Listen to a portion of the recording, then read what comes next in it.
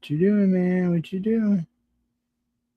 Drove out there into the middle of nowhere and had some sort of loud verbal display challenging ET in general out in the middle of nowhere? That's what I was doing. I actually had a pistol in my hand at the time. I was really ticked off. When I was having this fit, I had a gun in the air, okay, and I had this fit. And at this moment, I said, okay. But there ain't much in the way of overlays, is there? Oh, there we go.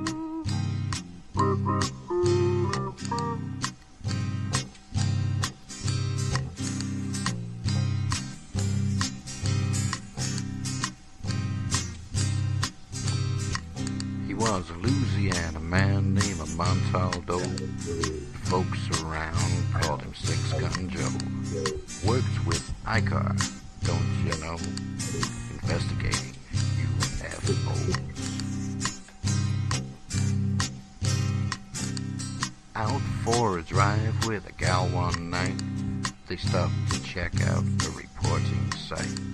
When an alien lit right there on the ground, commenced to throwing his weight around. Now, old Six Gun didn't take too kindly to that kind of thing, especially without Vaseline or anything like that, you know. Seriously. Well, Six Gun looked that critter right in the eye and said, "Any last wish before you die?" Yo.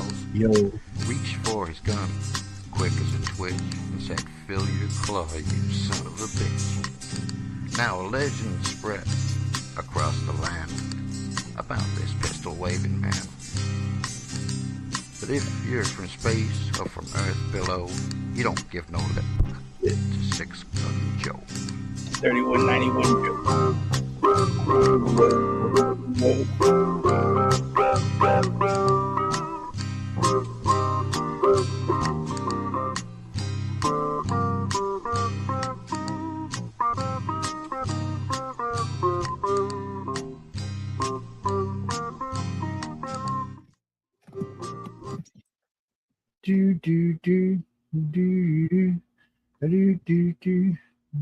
Welcome to the Light Gate, where reality bends and the unseen awakens.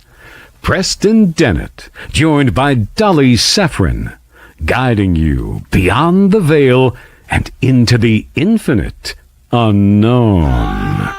Every week, we unlock high strangeness, extraterrestrial contact, hidden realms, psychic awakenings, the afterlife, and secrets they don't want you to know.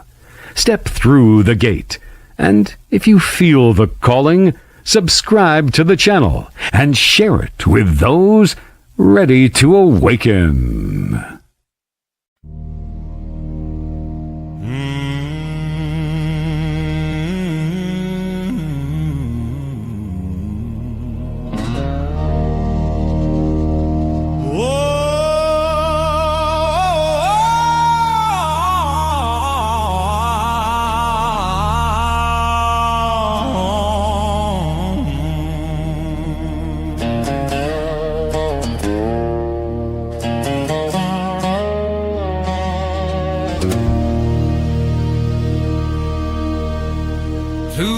Cryptid legends doing what they do,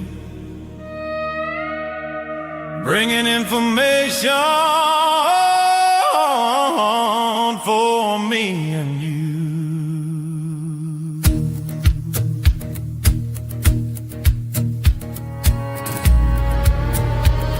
Ron Moorhead and his Sierra Sounds, Daryl Denton, the Tennessee Bigfoot Man, along with Michelle Desrochers, bring adventures across this land.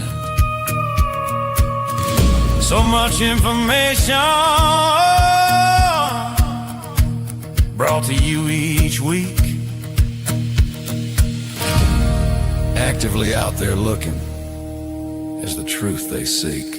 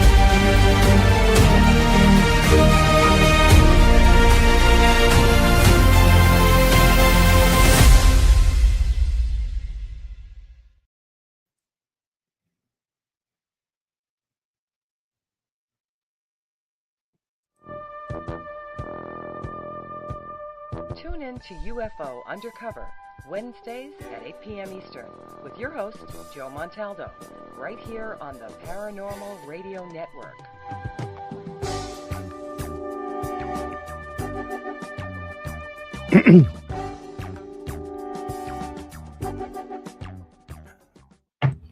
Welcome everyone to UFO Undercover. Hope everyone's having a good day. Good morning. We still good got the overlay. Yeah, you can take it off anywhere you are on our big, beautiful blue planet. No, Jay's taking off the overlay with the head up there. Well, because also look at behind you. Oh yeah, another one. I like this, man. See, this is nice. It's good for the night's topics. Well, the StreamYard has nicely, I should say, given us a AI creator for all of our banners now. So yeah. Well, no. So think of it this way, James. If hey, where you been anyway? Anyway, think of it this way. There it is. We're doing 4 or 5 shows a week, us, and then so that's banners. You're talking about 5. You start thinking about all the shows, and if we started doing weekly banners, which is a lot of us started doing since of the AI, that's 35 banners a week, man. That's a lot of banners, and if you're paying for those, that's a lot of money. You're making somebody stinking rich. Yeah. Yeah. So yeah. No, I'm all for people making money, but I'm all for making money. We can create them and delete them like, quick as a split. I mean, all you got to do is type in what you want, and it's like what, 30 seconds, if. Yeah, I mean it's pretty laid back, pretty easy going. Well, they're great banners, and like the one he's got up there, you can just leave it as a banner and remove the topic. So some of them you can download, some of them you can't. I'm not exactly sure what's up with StreamYard now. They're kind of funny about no, most of the time you can, sometimes you can't. But I mean, really tonight, I really wanted to get into this. People always ask me, "Oh, Joe, all these government secrets." Well, first off, before we even get into some secrets, know that a lot of government secrets are just that bullshit.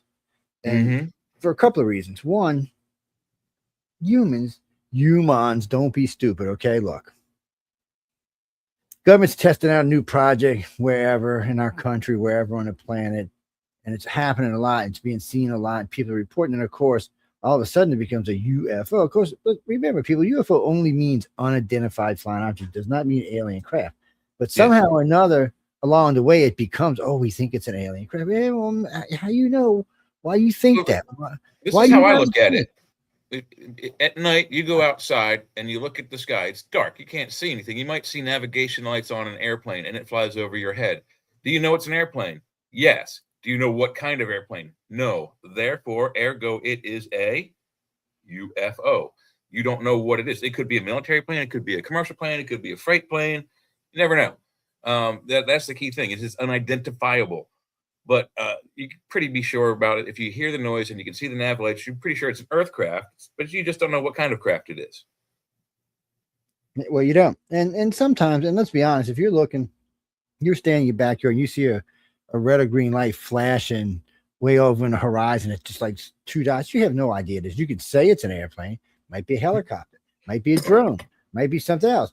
A radio tower. Yeah, you just don't know what it was moving. It's probably not a radio tower, but if it's sitting still, it probably is. But people, well, I mean, if you're driving down through a like a rural area, wide open spaces, yeah, you're not going to see a lot of radio towers. But if you're driving by like I-95 corridor, you're driving by lots of cities.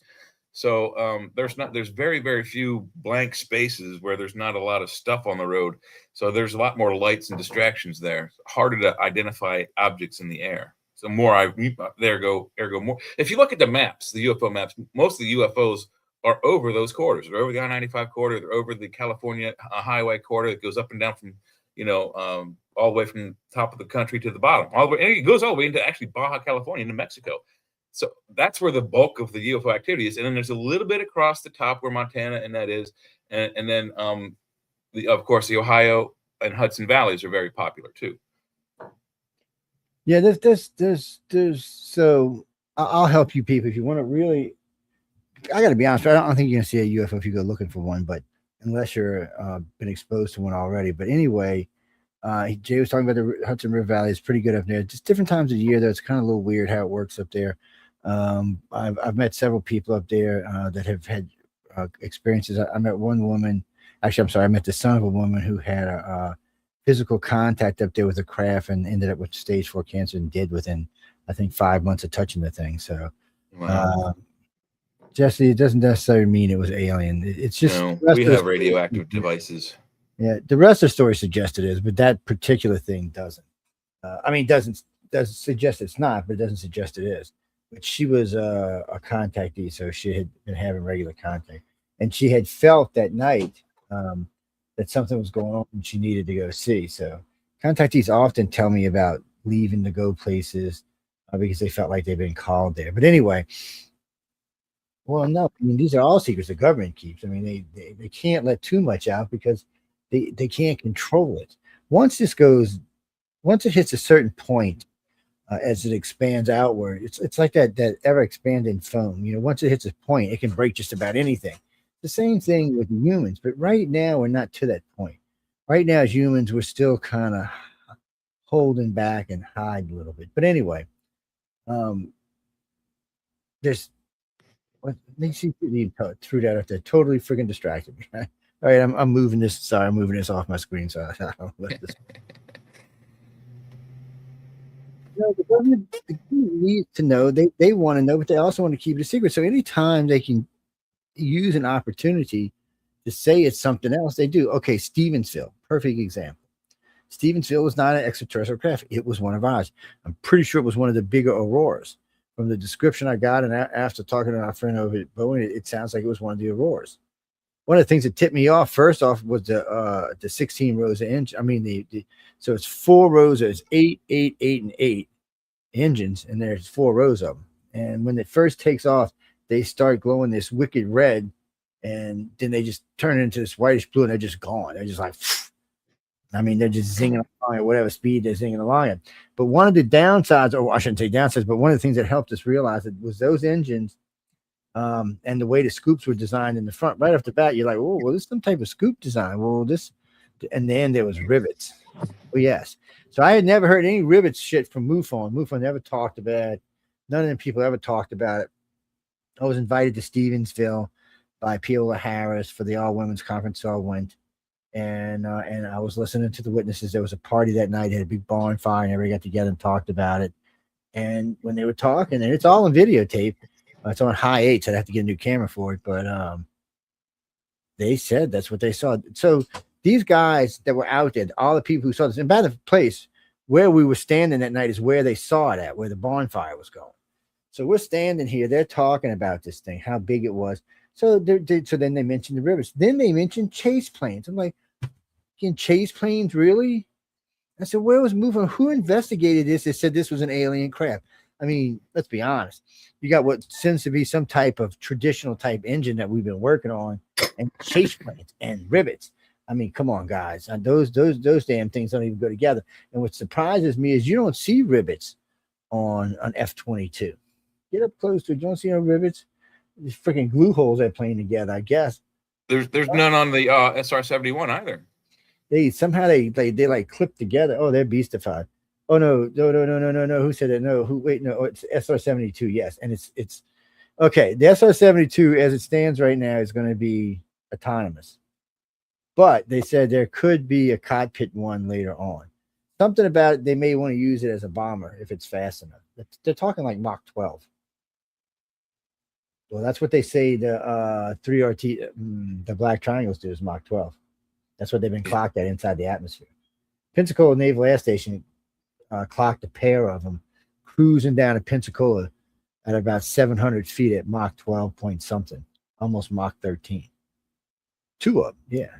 Oh, yeah, it made all kind of news. And then the guy got in trouble. Then they tried to recant it and said it was some type of weird fluke, but somebody had already handed out to the copy of the radar to the local news media, and they were already freaks over UFOs because of the Ed Walters case in Gulf Breeze.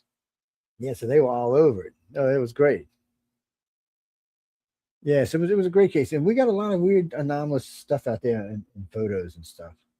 We've got things cruising along. There's a lot of top secret stuff goes on out there, and a lot of it, if you're patient and you don't mind walking in the water and going around fences and stuff, you can get up close to some of it. We've got a video of what appears to be a saucer no more than 400 yards from where we were standing. Well, we were filming this new tower they built right on the edge of the beach. It hadn't been there ever, like just a couple of weekends it was there. So we were filming this thing. And Linda Timing showed them when she did. I looked to the right, and sure enough, you see this quad. I don't know, it was several colors. I think it was more like 7 different colors, and it's just like spinning. The colors are spinning around, and it's moving forward. So it gave it the appearance that it was spinning. It wasn't or not. I don't know until you get to the video. So then it comes up right up to the beach and slows down, and there's like a runway pad there, and it just kind of goes up to the pad, pops up. Hey, guys! It pops up and just sits there for a minute, and then all the lights go off. It looks like it went down, and then it was gone. I'm assuming that runway opened up and it went underground, or maybe it moved forward. We just didn't see it, but it was gone. It's a great video. There's actually pictures of it on the iCar, or not the iCar website, the Alien Enigma website has. No, there's some on the iCar website too. They're on both the websites. Yeah, alienenigma.org and iCar1.com. Yeah, they got all kind of pictures on there. Matter of fact, on the iCar1.com, there's over 100 pictures of UFOs. All but 2 of them. On this, yeah, we went through a lot of. I don't know. Yeah, we went through. I think we went about half of them, but those are all back from the 50s, 60s, 70s, 80s, and 90s. I think there might even be a couple of 2000s in there. Out of all there pictures, was. Yeah, out of all those pictures, only 2 of them are not legit. All the rest have been verified. So, well, there's one. I shouldn't tell you. So there's one. This is really good picture of UFO. It's in Mexico City, and it's kind of cool. And you see these 2 big buildings, right? And then you see the UFO coming around the building. It looks like a scene out of Visitors or something. It's a Is big it the one that's UFO. kind of got an orange glow to it? It's kind of sandish. Anyway, I don't know. Maybe it's different, but anyway, this thing is it's round. It's kind of sandwich round, and it's and for some reason, maybe it was a glow, but it seemed like a sandy. Maybe it was the sky or something as it came around the building. The reason that stands out to me is because it happened in 2 different locations, like not very far apart, only a couple months. The one in Mexico is it was exhibiting primate behavior. It was kind of an orange circular lenticular thing, and it would come around behind the building and then go back like oh no, they can see me. And then when it finally came out, it kind of had it looked like it had a wing or some kind of rudder on the back. And then the same object with the same orange glow did the same thing in either Austria or somewhere in Germany, in Central Europe. But this time it wasn't shy. It just went slowly across the sky between buildings and shit. And just.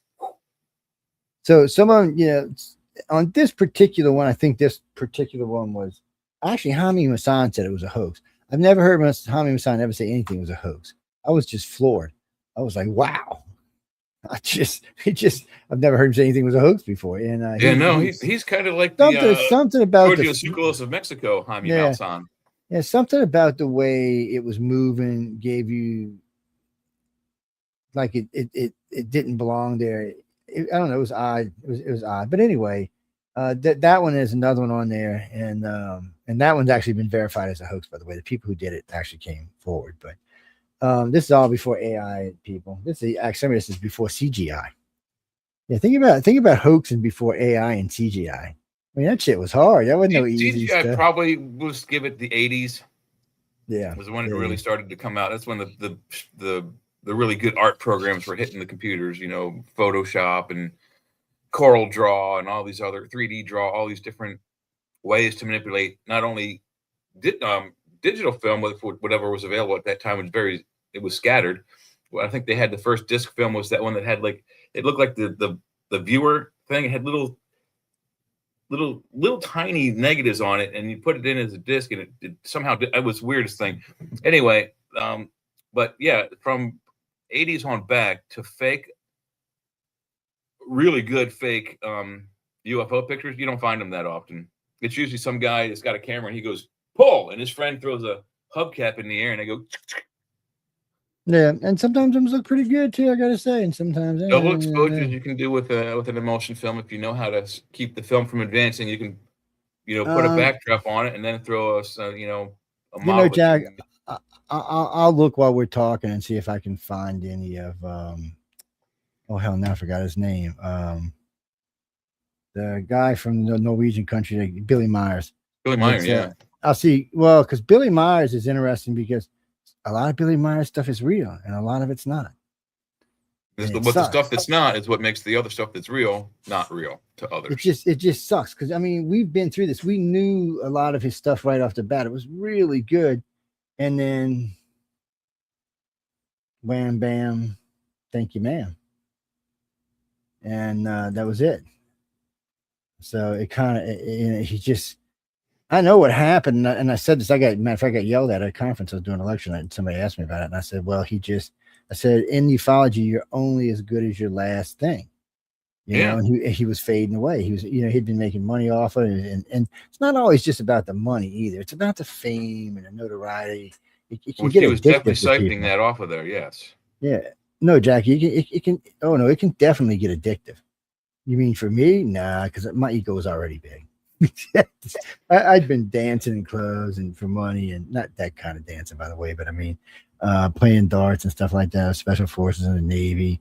Then there was also all kind of other stuff. Shit, by the time I was 30, I'd lived more of a life than most people will in 3. It's because somebody once told me, you don't know when you're gonna die. You better get out there and blankety blankety and live your life. And he's right, because I lost a lot of friends young. So I lost one of my best friends. I mean, he was barely 23. I had to fly home to go bury him. I was like, damn. It just, it happens. Oh, no, we lost a friend at 16. Then we lost another friend at 22. Yeah, it's just one of those things. Well, maybe ET came and got him. That just means it'll be a real pain in the ass next time I see him. No, Jack, I really don't know. But the thing about all this is our government is trying to learn. So if you stop right now and say, okay, what does Uncle Trump and Congress know? Well, Trump knows about, sorry, Trump, I love you, baby, but you don't know squid about this. And then Congress, there may be 1, 2, 3, 4, half a dozen people that might know something about it. But even they're very limited because nobody trusts Congress. That's the problem. Congress could know more if Congress was trustworthy. But every time, especially the Democrats in the last 20 years, every time you tell them something, it leaks like a sieve. And the Republicans aren't much better. So nobody wants to tell them anything. Nobody, Boeing, none of the people with any of the big knowledge, Area 51, any of the Area 1, 50 through 55, none of them want to tell them anything. None of the Skunk Works people, well, that's Area 51, but regardless, nobody that holds in the industrial complex wants to tell them anything. And most of them are only around for 4, 8 years. It'll be their necks if they do. Most of them have written, or signed non-disclosure agreements, which, if they spew, they die. So Dean, this is how secrets work. A long time ago, I was in my, oh God, I was like 38, 39. Did a phone call from Senator McDonald's office. And by the way, I didn't talk about this until after he died. It's all been verified, but I didn't talk to him until after. Anyway, about until after that. So anyway, I get this call. I hang up the phone. I said, blanky blank. I can't use the language I use because this is a PG-13 show, but still, it was not friendly language because I didn't believe it. I get another phone call. Blah blah blah blah blah blah blah blah blah. Yeah, f you. Get a phone call. What do you need for evidence? I just hung up. Click. I'm not kidding. I just click. I mean, come on. Yes, I was a ufologist. What is the blankety blank? This guy, this senator was an incumbent senator who was in charge of the Appropriations Committee for all the top secret shit in the United States. What is the chances that he's actually calling me, right? Come on, let's be honest.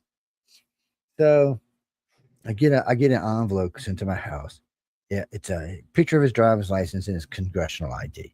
So I couldn't verify the license because, the DMV wasn't going to give me the information, but I could verify the congressional ID because he was wearing it in one of the meetings. So I was like, So I still blankety ignored it. I don't know how long went by, and somebody's knocking at my door. It's like pretty solid knock. I'm like, what the hell? I walk to the door. There's 2 guys in these really nice black Armani suits. I'm like, oh shit.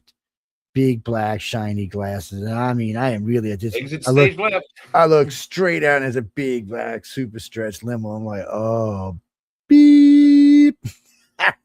So then they go, well, he's in the car. So I was like, no, man, get in the car. That's not gonna happen.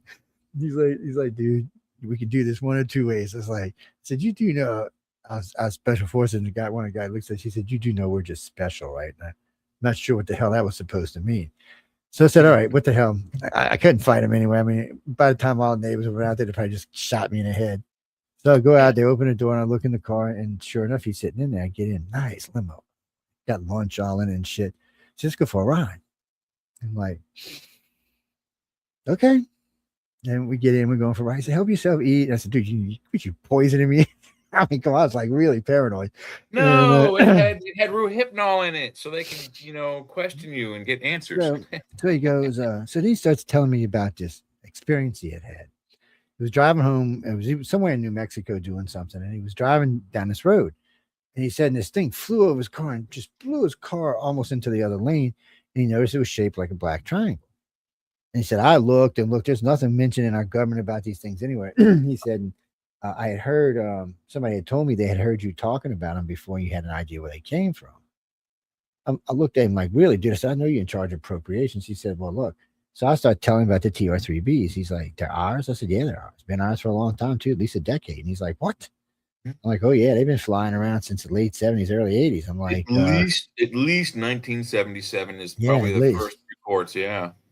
So he said, his face is like this. I mean, literally, he's like this. Well, I mean, but it also depends where he was. Where was he when he saw his experience? He was in New Mexico. Well, then he didn't see the TR-3B. He likely saw the F-117 fighter plane. This one is no, because the way he describes, see, when they describe the F-117, one, it's smaller. Two, yes. It's shaped a little bit more like a boomerang. Yeah, well, kind of boomerang, but also kind of because it does this in the back. It's got kind of like a backside, but the TR, they're smooth on each corner. Yeah, but their flying quarter was mostly over the Hudson and Ohio valleys. So the TR-3Bs, I'll tell you how they fly. So they fly out of the Boeing thing in East California all the way to Pensacola, and they stop. And sometimes they'll stay there and they'll fly back and forth along the Gulf Coast because they're sighted a lot, or they'll shoot straight up the East Coast, because the reason they do it like this, and they're slick about this, so they can drop down out of Cali, this whole area is like through Texas, where there's nothing. They don't even have to fly in restricted airspace. It's just nothing there. Yeah. So the center of the country is a lot of open, plains. There's nothing out there. Tuesday, Wednesdays, and Thursdays, you can still go see them here. You'll see them flying over the NASA facility out at the Stennis base. I mean, out at the that's not the Stennis base. What is it? Yeah, that is Stennis. Okay, they changed the name of it now, but anyway, that's the Stennis base. You can go sit on your car, lay out there, and usually between 8 and 10 p.m. Tuesday, Wednesday, and Thursday, you'll see them. And the reason you'll see them is they're black on black. So, but you'll notice the stars go away, and every once in a while, one of the four engines will come on, I guess, to stabilize them so that they have a center pod, but it's off a lot of the times, and they have three other pods, and sometimes they're on, sometimes they're off, sometimes the one's on, and sometimes they change, and sometimes all four of them are on. I guess it just depends what they were doing, but most of the time when we see them, they're just like drifting along at whatever speed they're cruising, and all you see is the stars going out. We found it out by accident because before Katrina, we had some friends had come down from Canada. Matter of fact, they came back for the storm, but anyway, they come down from Canada, and we were in Honey Island Swamp, where him, myself, two other people, and my good friend Jason, who's passed away now, we sat there and watched. This was just so weird. You seen a TR-3B coming in. There was a saucer lower than it, and two what looked to be probably F-18s or F-15s cruising along along the side of them. Not even F-18s, just cruising. They were going into the NASA base. They were going, and we actually watched them because we were 11 miles back in the swamp here, by the way. That's how far back we were. So there's nobody back there but us to start off with. Nothing but you and the snakes. Yeah. So and the gators and the pigs. And so we went up to the high road because it was way higher up, so we could watch. And we watched them come in and go down and land. And NASA took over 4 towns when they decided to build rocket engines, because the first time they tested an engine, it blew out windows all the way to fucking New Orleans. It beeped all the way to New Orleans. And so they took over the 4 towns, and then they took a buffer zone 4 times that size. So all of that is just, I mean, they allow you to go hunting and stuff on it, but it's all unused land. ET loves that. But they just fly over it and they come in and they land right there in the backside of NASA and do whatever they're doing. And on 2 occasions now, because we've been watching that base, we've got saucers sitting on the, and this is what's cute about them. So NASA's got these big buoys. They look like saucers, but they're in the water. And when you first see them, you're like, whoa, look at them. But you know what they are because you can kind of see the way they're set, that they're setting down in the water. And every now and then you'll see one coming. There'll be 5 or 8 or 9 or 2 or 1 because they're going back and forth being used. But every once in a while, right there's a big hangar right there. And every once in a while, you'll see what appears to be just sport model saucer just sitting there, just chilling. The old Bob Lazar sport model? Yeah, maybe a little bit bigger than Bob Lazar, but still in the same category. Because those doors are 80 feet across, so it's I'm sorry. I mean, Bob Lazar's disc was what 30 or 40 foot diameter. So, I mean, it's basically the same model, just maybe carries a few more people. But it's not. It's still gray alien size. The seats and the doors are small. I'm pretty sure it is. Well, you don't see anything. So this is what's so weird about this ship. We got a couple of pictures of this. So it's just sitting there, and because you can move around and. Guys, I shouldn't even tell you how we got these pictures. You would shit. All right, I'm going to tell you off of Google Earth. Let's throw them up. You got them on the No, they took them down. They took them down, but I got them for the next show. I'll bring them up. I got them in the computer. It's so when and this is years ago too, by the way. We used Google Earth to watch that base. And Google was taking regular shots, and you could tell by those buoys being coming. Well, in this particular case, you see this thing, and you can tell what it is. Well, you can zoom in with Google Earth, but you can tilt and go sideways and all. So we tilted down. We tilt down and look. There was nothing underneath it. No wheels, no pads, no nothing. There was at least 4 feet clearance between the bottom of that damn thing and the concrete because you could see shit in people's legs on the other side in the bay, in the hangar. It's crazy, people. Since it's a pure saucer, it's got to be a gray craft. Saucers love those grays. They love the grays and those big orb things. No, when we talk motherships, you're talking like, I don't know, 4 times the size of our moon. I mean, big enough that you can see them parked next to the sun. So that's pretty big. I don't know how big, but it's pretty big. Well, they found 3 what looked like bored cubes, that's what kind of funny about it. And then something on the bottom left corner that was smaller, maybe a control mechanism. So everybody was thinking it's some type of portal. Okay, some type of portal of some sort. And then NASA said, "Oh no, it was with the camera. It was after with the camera." So they took another shot with another camera. They were still there. So. Now, last time I heard they weren't there anymore, but they were there for a long time. And then they said they were parked out near Jupiter. And that's where they say that the Greys like to keep their, the Greys like to keep themselves out there in the Oort cloud in the ice field. Maybe they just like it or something. Maybe a big orb, shiny orb like that reflects everything. So you don't see our sensors really can't reach that far. The ones we have are good, but they're not that good. Yeah, but they're probably out there just to spy on the damn reptilians and humans. I mean, they don't like each other, John. I don't think the three. I mean, I don't think they hate each other anymore. But I don't think this forced to work together is really what they all wanted. Something about when you read our history, it seems like they buffed heads, like the reptilians going and stealing their women, raping them, and bringing them back pregnant, and the children born were different. Doesn't exactly sound friendly to me.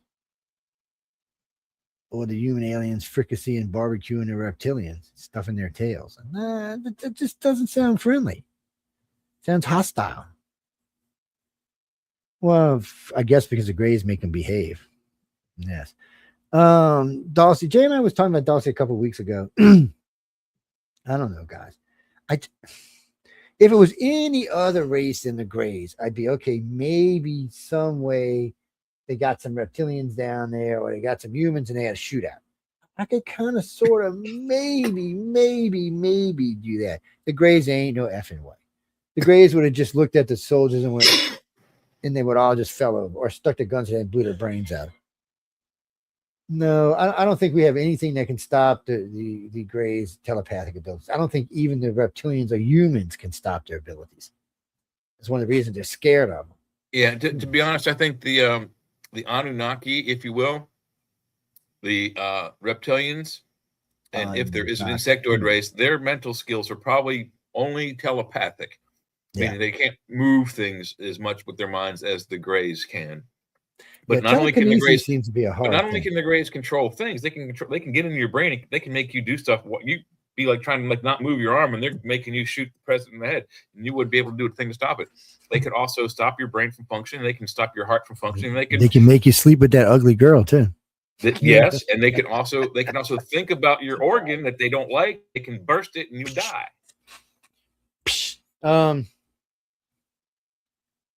Well, there's just so much information out there, and the government needs the information. The government wants the information, but they don't know what to keep, not to keep, what to be around. Let me see. No, they really don't. They don't know what to be around. Don't ask me why, but they just don't. I mean, our government has never really seen or had the interest. Maybe they were too busy eating baby faces. I have no blankety idea. So I shouldn't have said. I'll have to edit that. But I don't know. Our government doesn't see, and I don't think this is new to any government. I think this was going on before America even became America. I mean, the Romans, it seems to be prominent in their culture. The Sumerians and the Mesopotamians, it seems to be prominent in their cultures. Even the Japanese and the Chinese, it seems to be fairly prominent in their cultures. Kirby, you think the Chinese are direct descendants of the Grey? You better hope not, buddy. We all in the world of shit. I'm just saying. Greys are pretty powerful beings. So again, going back to the Dulcie thing, I see, because I keep seeing that in the messenger. Well, I like to call it Duluth, but y'all call it whatever you want. But regardless, so it was supposed to be a firefight between human military and Greys. No, a gunfight. Pow, pow. Allegedly, from Phil Schneider's 77 operatives lost their lives in that firefight. First off, the Greys ain't going to miss. If they were using a gun every shot they would shoot, it would kill you. I don't think they would even miss. Plus, their telepathic abilities could probably stop your damn bullets. Or those shield things they wear on their outfits could definitely stop your bullets. I think you were screwed any way it goes. I just for some reason, I had a hard time with that one. And well, allegedly there's some sort of dampening field, or maybe it's telekinesis, telepathy, or maybe it's magnetics.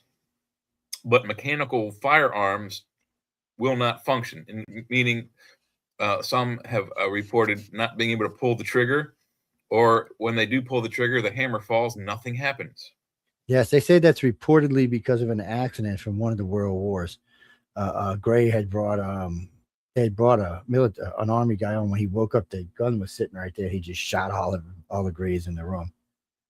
Well, I'm sure they just got uploaded a new conscious, but I imagine it was probably the first time any of them had died in a long time. It was probably like, what the hell just happened? So yeah, besides there could have been other humans in there.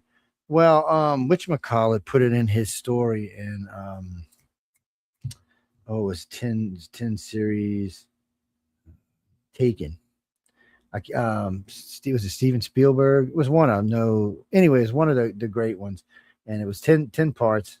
Oh no, obviously they were in touch with somebody, because there are several pieces inside the series that are legit. That would definitely be something that happened to a contact day, including seeing the damn Greys walking upside down on the side of walls and shit, or with their knees bent the other direction. Yeah, they our gravity doesn't phase them. I don't, and it creeps out humans, because sometimes humans see them like on all fours on the ceiling. Something reminds them like they're little cockroaches or something. No, I don't think you can squish a Grey. So the fact that our government would hold Greys bothers me, because knowing that a Grey can take you from anywhere. You could be in a military base, you could be in a war zone, you could be in a prison, you could be sleeping in your bed, you could be at work. There doesn't seem to be anything that can stop them from taking you. So What would stop them from getting their people back? Unless the council said, hey, don't go kill no humans. Just let them keep the dummy. They ain't going to be able to know what they're looking at anyway. Just let them keep them. And I think the Greys came and got them. They don't look like the kind of beings that leave their people behind. In that aspect, we may have something in common with them. Greys think of us as, how can I say this politely, like we think of our dogs. They know they like us, mostly. They just think we're ignorant. Because things that we believe hold truth, self-evident truth to ourselves today, they think is stupid. Don't hate on me. And they do believe in a God. And the Vatican will tell you, they've said it more than once, they believe that they are spiritually higher than we are.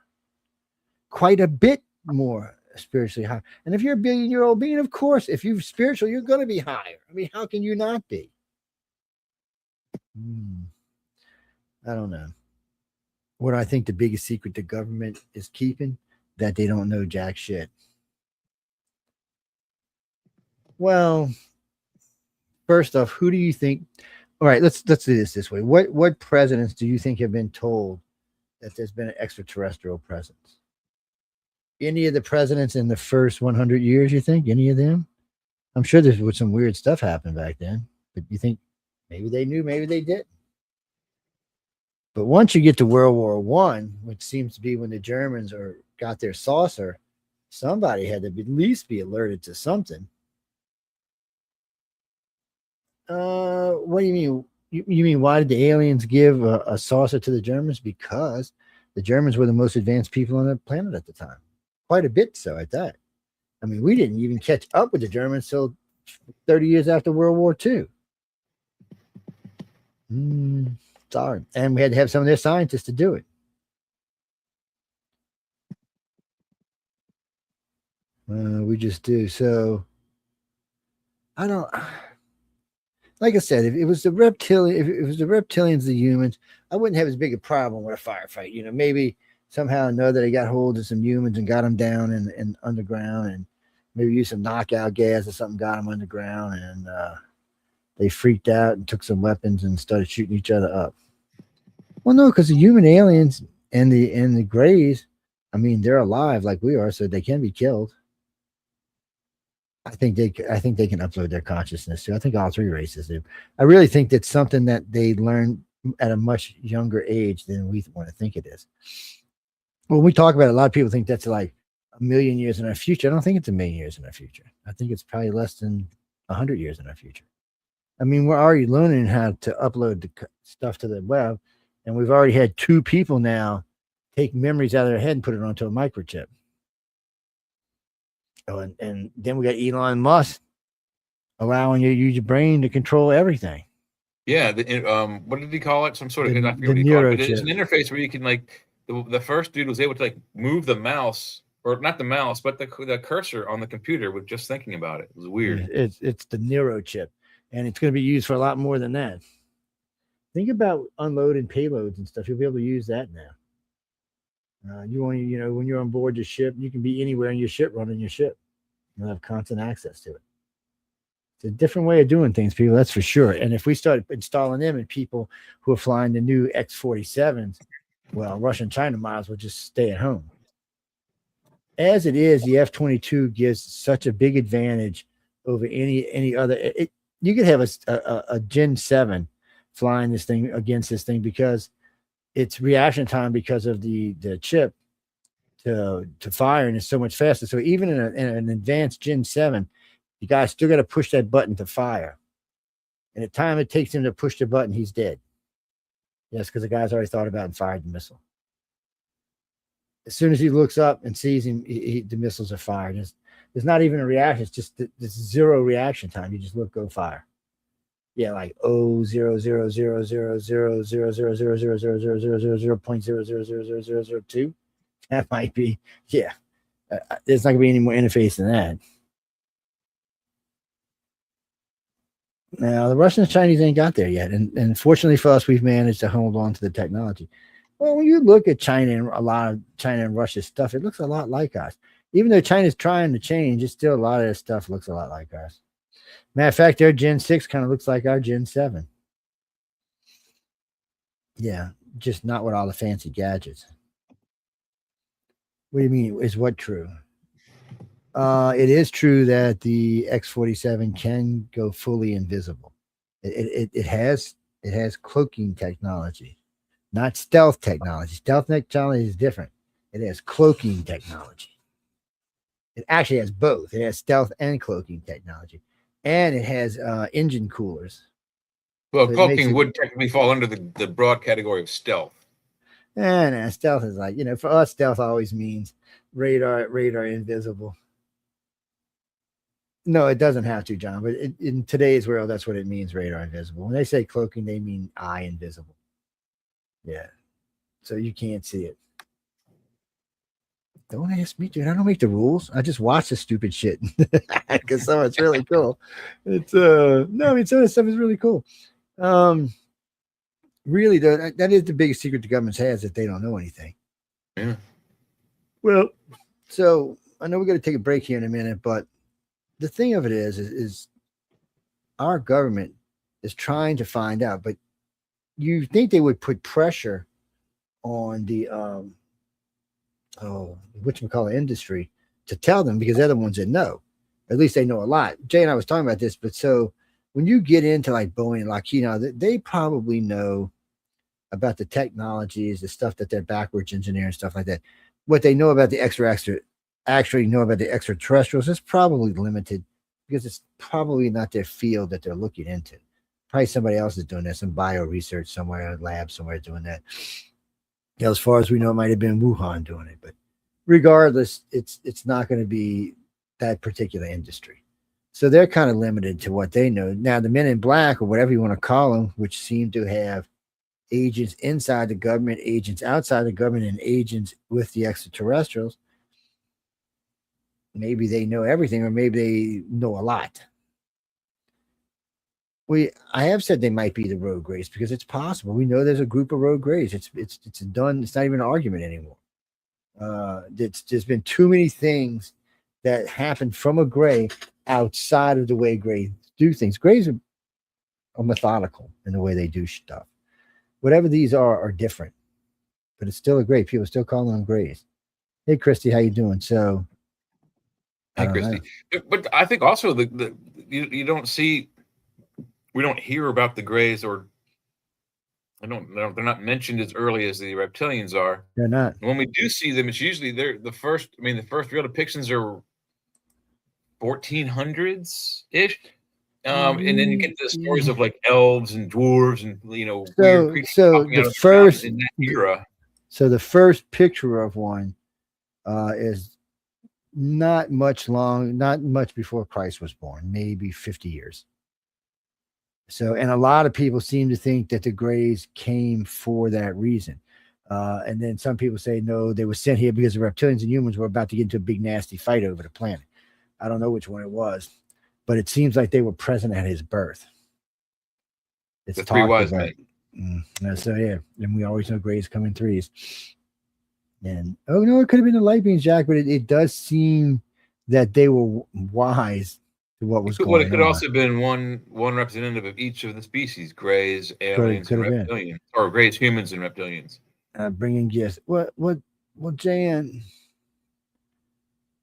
they had an idea. Maybe because of their way their religion is, they know that each world is going to go through this phase. Maybe they want to be there for it. Who knows? Do they also not have, at least for the Greys on their part anyway, they're prescient. They can see into the future. Yes. They're. Or they have some sort of predicting, algorithm computer that tells them what the different pathways could be. So they have the ability to see, how do you say it, multiple ends, multiple favorable or unfavorable, multiple timelines. I'm sorry, I couldn't get that out of my mouth for some reason. And they're not always they don't probably always pick the right one. And I imagine in some ways it could have a hard time knowing which one they're living in, depending on how advanced they are.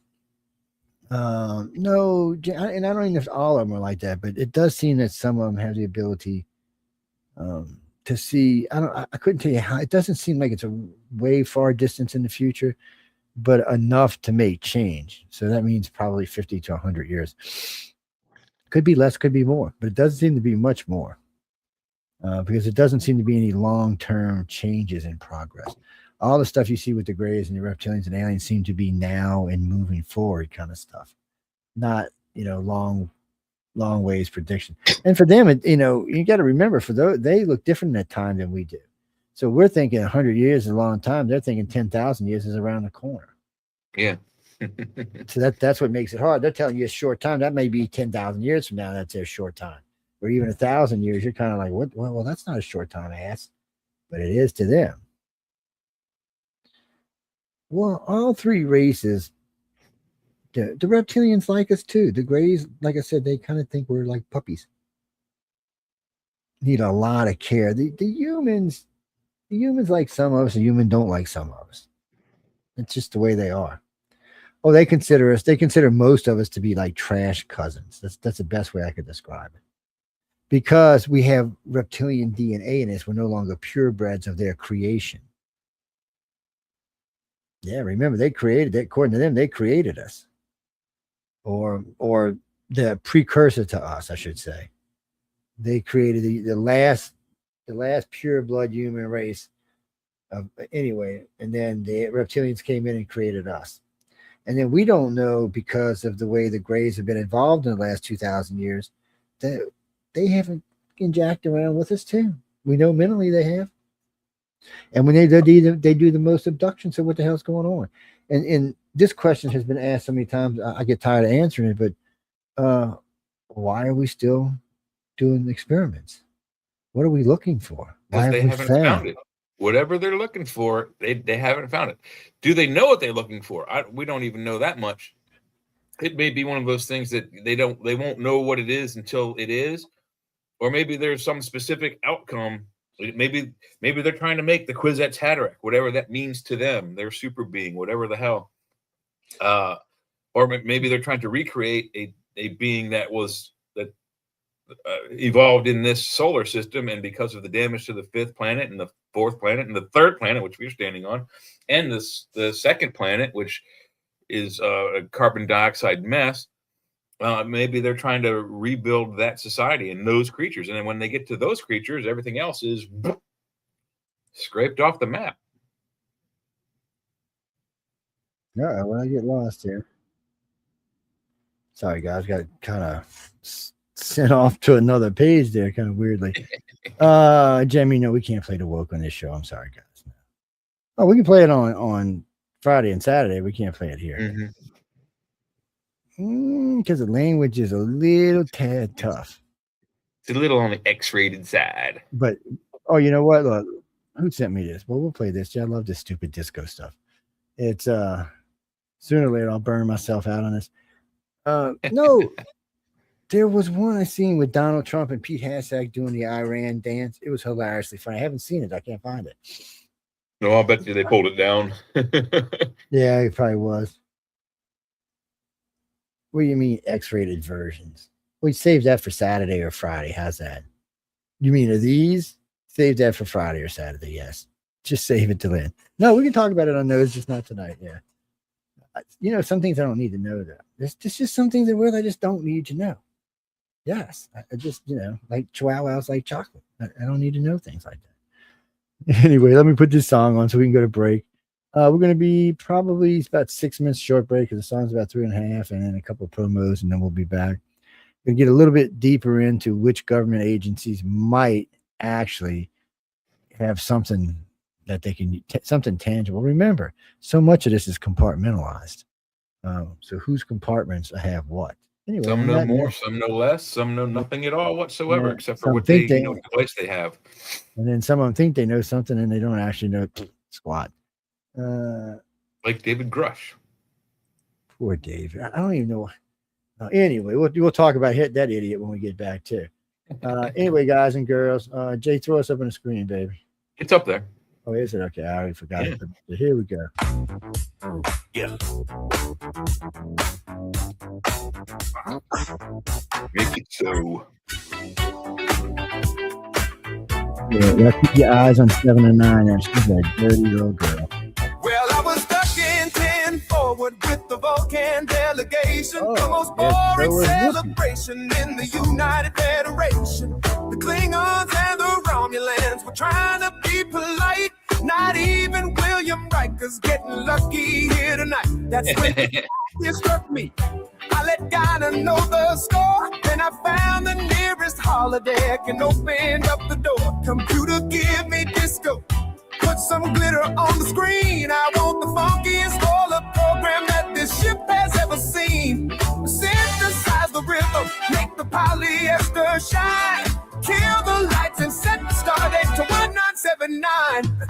The sensors overloaded, my terminal exploded. The disco hologram was suddenly uploaded. It reached communication like a bug simulation. That funky, nasty bass line was played at every station. Inertial dampeners failing, the diplomats were wailing. The loudest sound the quadrants ever heard was auto-scaling. The doctor started tapping, the captain started tapping. The buttons of their uniforms were literally snapping. No way to isolate it, we had to celebrate it. I invited everyone on board and no one hesitated. The prime directive is to dance and forward never stood a chance. The holodeck just took control. Now let the groove into your soul. Resist. It's futile, you gotta let go. Engage the dance floor and make it so. The prime directive is to dance. Outward all power to the trance. Computer blast that bass again. Let's take this party to all 10. Now Scotty's in the DJ booth. He's remixing the sound. You dirty dog. Cues rolling up a fat one. Don't believe me? Ask around. Hey, put that one Crack down. the frequency Let me now. get The one. folks on all the comms. She's dropping subspace baseline beats like they were photon bombs. Haters doing the robot. Kurt just ripped off the shirt. Murphy's doing the hustle. Joey ate all the dessert. The doctor's overriding all his subroutine. Saw him popping hollow pills and snorting lines with the breed. Janeway's like to coffee with some nebulous delight. And I heard her threaten to kill whoever don't get down tonight. It's red alert on every deck. Got Tuvok pinching every neck. Ferengi women are turning tricks. The Borg just plugged into the mix. They're scanning us from deep in space. They wanna come to rock this place. Forget the rules and regulations. United Fuck a Federation. The prime directive is to dance and forward never. The holodeck just took control. Now let the groove into your soul. Resistance is futile. You gotta let go. Engage the dance floor and make it so. The prime directive is to dance. I've heard all power to the trance. Computer blast that bass again. Let's take this party to warp 10. Calling the Enterprise. Beam me up. Calling Voyager. Beam me up. Deep Space Nine. Are you feeling fine? This is Deep Space Nine. We're feeling fine. What? Captain the Funk is reading off the scale. Dopamine levels at 100%. Inhibitions at 0. It is highly illogical. It is fascinating. The prime directive is to dance and forward never stood a chance. The holodeck just took control. Now let the groove into your soul. Resistance is futile. You gotta let go. Engage the dance floor and make it so. The prime directive is to dance. Divert all power to the trance. Computer blast that bass again. Let's take this party to warp 10. The prime directive is to dance. Set phases to bump.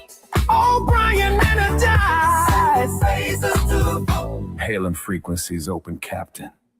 Damn it, Jim. I'm a doctor, not the DJ. Live long and get down.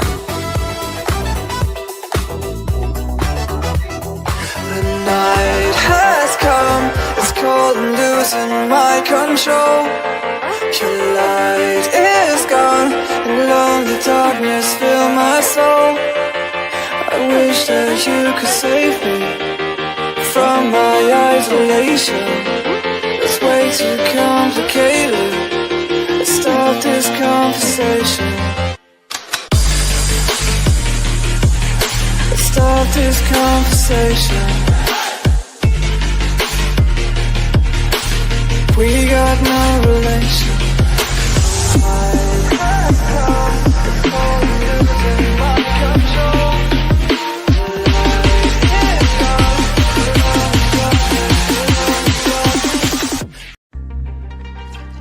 Hi, and welcome everyone to Ethereal Encounters Unveiled. Today we are broadcasting live on the United Public Radio Network and the UFO Paranormal Radio Network, 105.3 on the Gulf Coast and 107.7 FM in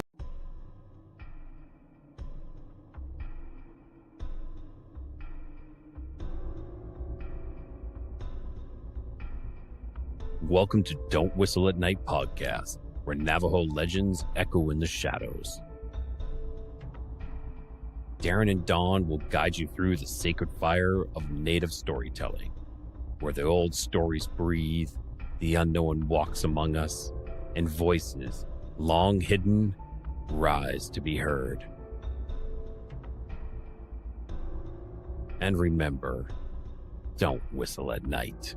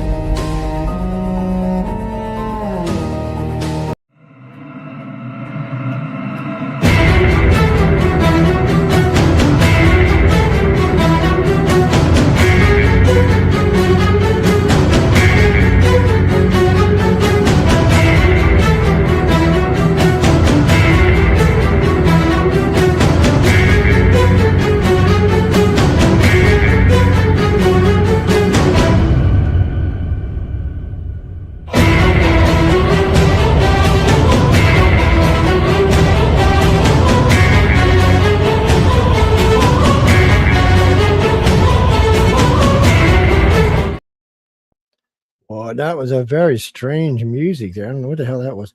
Welcome back, everyone, to UFO Undercover. Hope you've been enjoying this show. That was some strange land we were in there.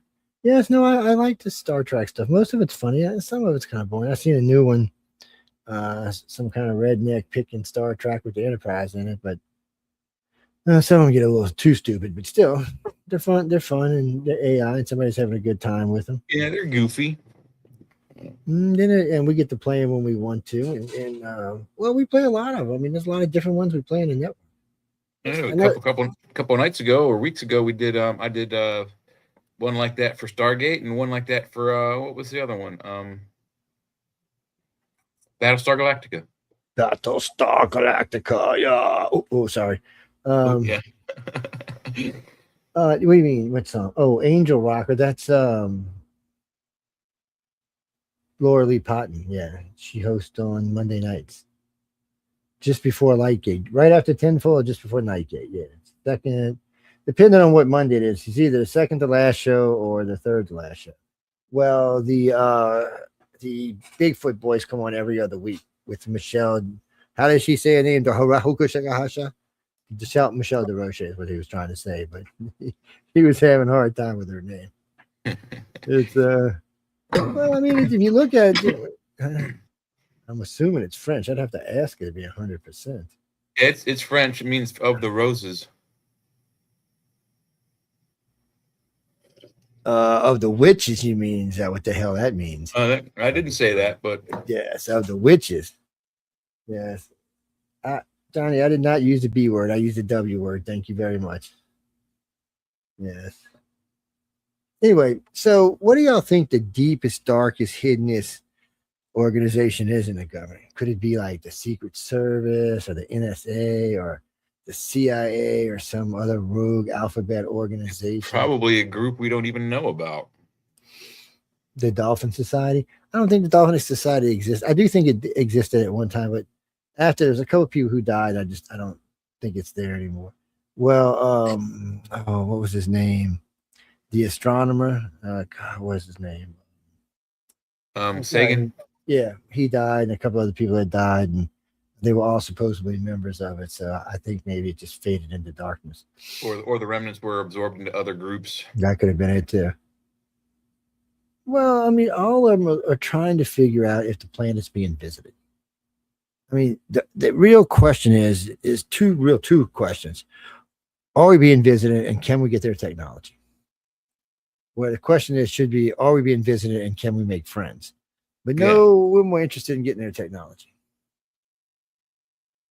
So on the Nimitz, if you seen something and you had a chance to maybe get it to where you could capture the technology, you were supposed to do it. Yes, that would mean firing on a UFO. Now, currently, as far as I know, and I mean today, we don't have anything that can shoot down a UFO. So what the hell back then? No, we don't. I'll get you an example. What were they using? Slingshots back in the day? So no, it was a stupid order. They're lucky they didn't start a war. Well, I mean, shooting us, I mean, it would be like, well, it's kind of like Iran shooting at us right now. It's just kind of funny.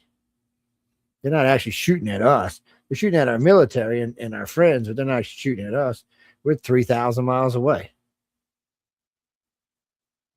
You mean if Russia gave them a nuke or China gave them a nuke, we'd consider that an act of war? Yeah, we'd be in World War III after that. Oh, yeah, we'd be in World War III after that. What do you mean if they didn't use it? I don't think it would matter. I don't think it would matter. You just gave a terrorist organization a nuke. I don't think it's going to matter. And I don't think we're going to be the only ones who get mad about it either. No, I don't think so. So the Men in Black are an interesting organization, even though I'm sure that's not what they call themselves. And it does seem to be a coalition of rogue grays, humans, some types of hybrids, probably hybrids that just couldn't make it on Earth, but had powers that could be used here. Well, that's probably why they're all wrapped up sometimes when you see them glasses on. Well, think about the tall whites. They used to wear those long trench coats and glasses and hats. You really couldn't make out what they were. And it was intentional, yeah. So, I mean, and the Men in Black do that use the same strategies. Plus, they have some way of fuzzy in time. There's not really a better way of explaining it. It's kind of like fuzzy in time. Yeah, it's kind of make things sort of out of sorts. Makes it hard to remember what had happened. Yes. I don't know, it's been going on a long time. It's not something new. As best we can tell, for as long as we've been recording this stuff, it's been going on. Well, well, no, see, let's say 500 years ago, they wouldn't have been thinking aliens, but they would have still been looking at this. They would have been seeing something going on and happening to people. Even back in the day, they researched the paranormal and demons and hunted Yeah, down. they thought of as demons, elves, ghosts, goblins, all kinds of different They things. went around hunting for this stuff. At one point they were hunting dragons, probably around 1000 AD. No, probably before that, actually. Whenever you think the times of King Arthur existed, probably before that. Yeah. 12th century, 11th century, something like that. When it comes to King Arthur, it could be any. No, most people now think he was a Roman, but still. I don't know. I couldn't tell you what he was. Was he a Roman? Was he a nobleman? Was he just someone who rose to power? It seemed like he had an understanding of the military, so and how to do things. And I don't know. We'd have had to be there to know for sure. All it does seem like is they're finding more evidence to suggest that maybe it actually was a real thing. Yeah. The sword thing. Well, the sword thing could be real. It could be fake. It could be a gesture. It could be anything. It could be a metaphor also. They get be pulling the sword from the rock by taking a rock that fell out of space and melting it and making a sword out of it. That could be an allegory. We don't know. Well, Maurice says it was an organization when I was in the Navy called Graphite. And their job was to locate any type of extraterrestrial and basically bring it in for questioning. Any kind of technology they could capture, that's what they were supposed to do. They, if memory serves me, were absorbed by some other organization inside of one of the alphabet organizations, like the NSA, I believe it was. Absorbed them. Yeah, it's kind of like our galaxy's absorbing another galaxy right now. Kind of the same thing. It absorbed them. I don't know who they were. And now you're thinking about Project Signs or Grudge, the one that Hynek worked for. Well, Hynek came in with Blue Book when they went. It was Sign, Grudge, then Blue Book, and he came in on Blue Book. Was it Blue Book? Okay. Mm-hmm. Old Blue Book.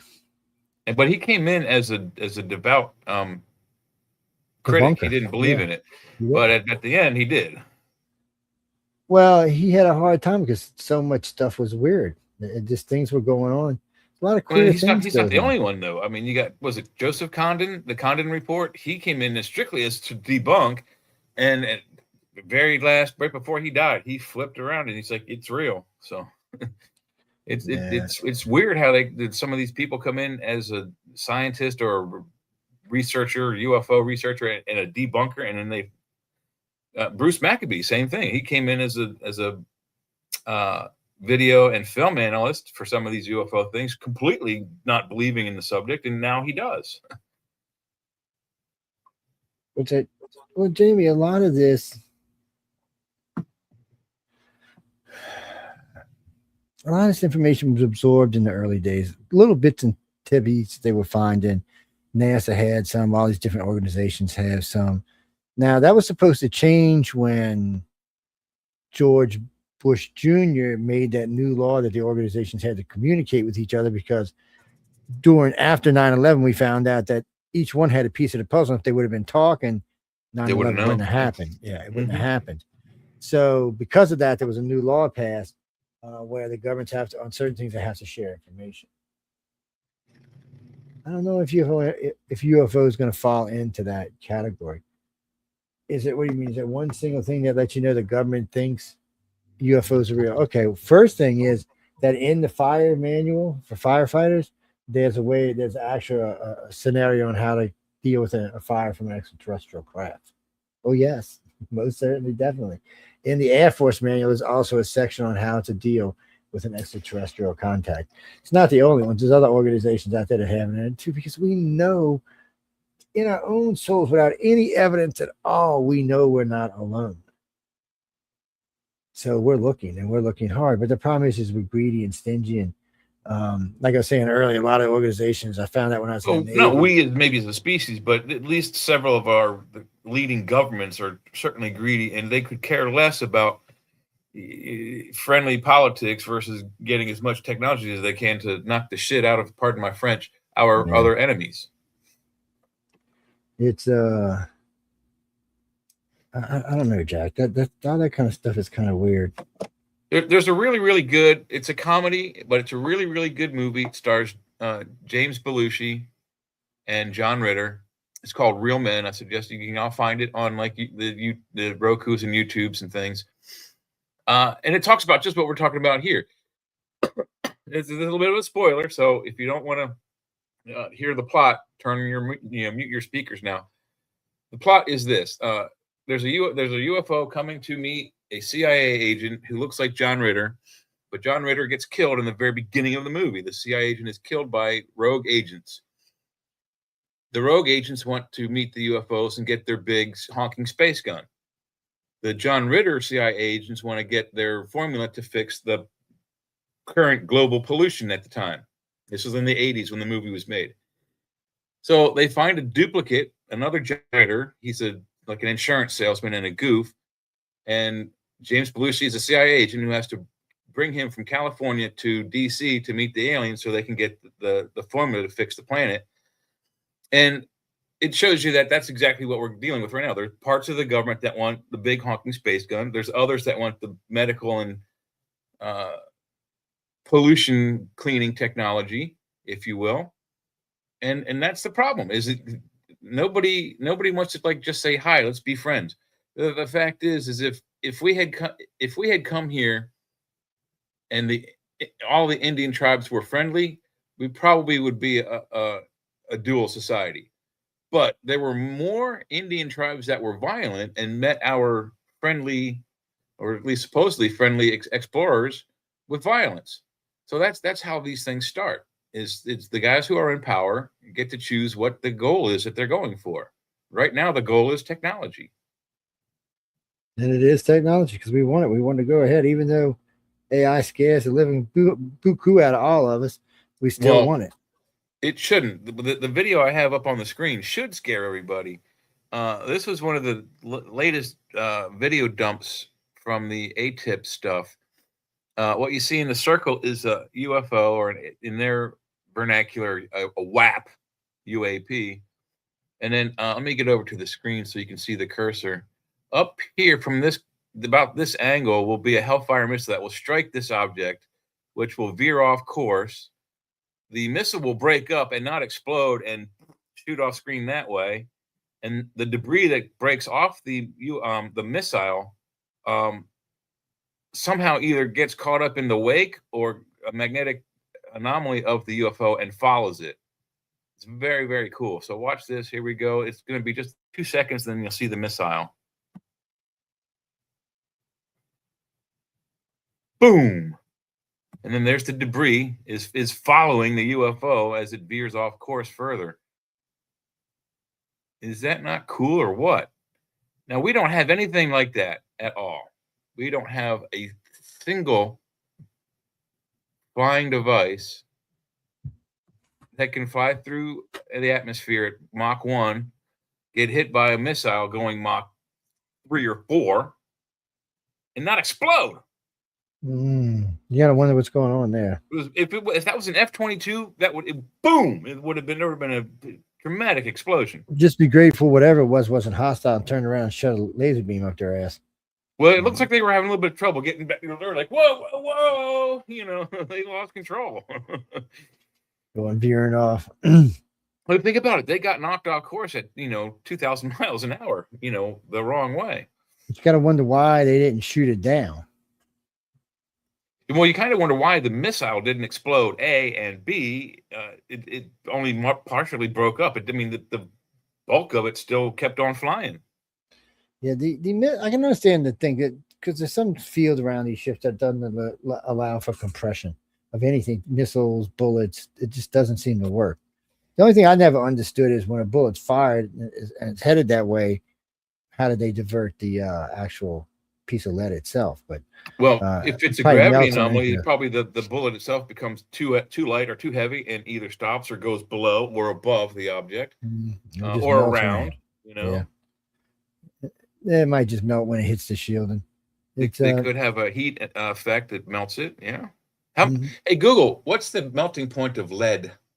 It's soft. I know that. The point of pure lead is 621.5 degrees soft. Fahrenheit. Yeah. Yeah, that's half of steel. So yeah, I mean, you could have an energy field that creates enough heat to melt it before it gets to it. It could be telekinesis, like you said before, even. So I think with telekinesis, you'd at least have to have line of sight to see it, right? Yeah. No, telekinesis, you just got to be able to sense it out where it's at. Or be aware of it anyway, in some fashion. Well, so I would imagine for them so I would think maybe for some races you'd have to see it, but I would think for like the Greys, as long as they sensed it, they could divert it. I think their brain works like a radar, it's 360 all the time. I imagine all telepathy is like that, but some is just more powerful than others. So I guess for them, it really be more about distance, because the reptilians and humans are pretty telepathic too. But does telepathy allow you to feel a lead bullet? That would be more maybe like telekinesis. And the only one I know that got that is a Grays. It's interesting because I know they've been shot at before. And it doesn't seem to phase the ships or anything. It might just be the skin of the vessels. Who knows? And again, like I said, there's several fields around it. There could be electromagnetic, there could be electrogravitic, there could be an electronic shield, there could be a physical shield.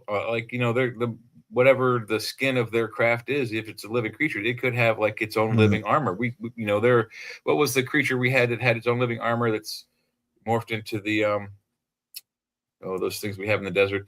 I think it's called has a big ball on the tail. No, the beetles. No. This is a megasaur. Because they got okay. They also made it a monster in Godzilla. It has the one that has the big club on the tail, and I can't pronounce it right now, but I can see the word in my head. But it was an armored creature. I mean, it had like sort of like the Stegosaurus has bony plates that would flap over to cover its back. This thing is like armadillo. It morphed into our armadillo. So the original creature was like I think 60 feet long and 30 or 40 feet high. Ankylos is the Godzilla monster. Let me look it up. So why did everything get smaller? Jack, what do you mean? So you got a video that a UFO shot the Twin Towers? Well, send it over, man. I want to see it. I've seen a lot of videos of the Twin Towers. Yeah, and I've seen where people thought there were missiles fired. And I've seen videos of the parking lot of the Pentagon. You know what got me about the Pentagon is people said all this stuff about the Pentagon and how it wasn't a plane, but yet they forgot there were people in the parking lot and there were cameras. Ankylosaurus is the creature I was thinking of. Ankylosaurus, and it's Anguirus in Godzilla. Plated ball-footed tail monster thingy. Yeah, slap you, you slap you around. No, Jack. So Uncle Sam has a good bit of information about what he thinks or she or it thinks is real. But what it actually has is just more of this, like the David Koresh guy, it's just more hearsay, third-hand information. It's not real information. They don't want to take the time to put the people in the hot seat they need to, which is, of course, you need to get in your people from Lockheed and Boeing and all the other companies out there. And there's a lot of them now. When you go look like Raytheon, when you go look at all these companies that have top secret contracts with the United States, there's a lot more than there used to be.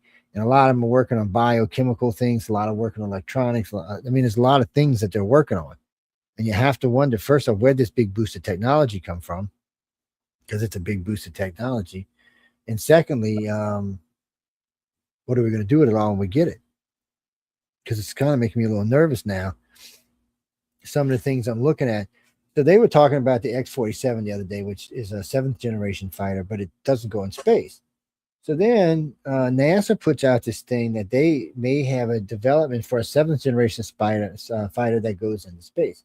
Then the Air Force said they were going to build their 8th gen for a space plane, but it looks like NASA may shortcut them and do a 7 and make a space plane themselves. Germany's already building the space plane.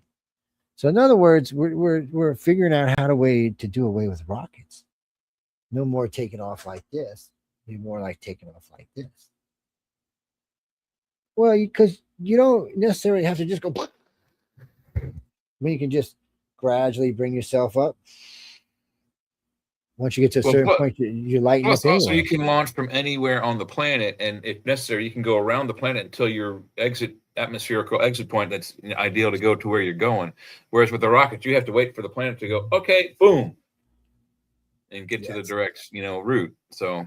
No, Jimmy. The shuttle was a rocket, and a glider on the way home. Not maneuver through the atmosphere except on re-entry, and at that point, it is just a brick.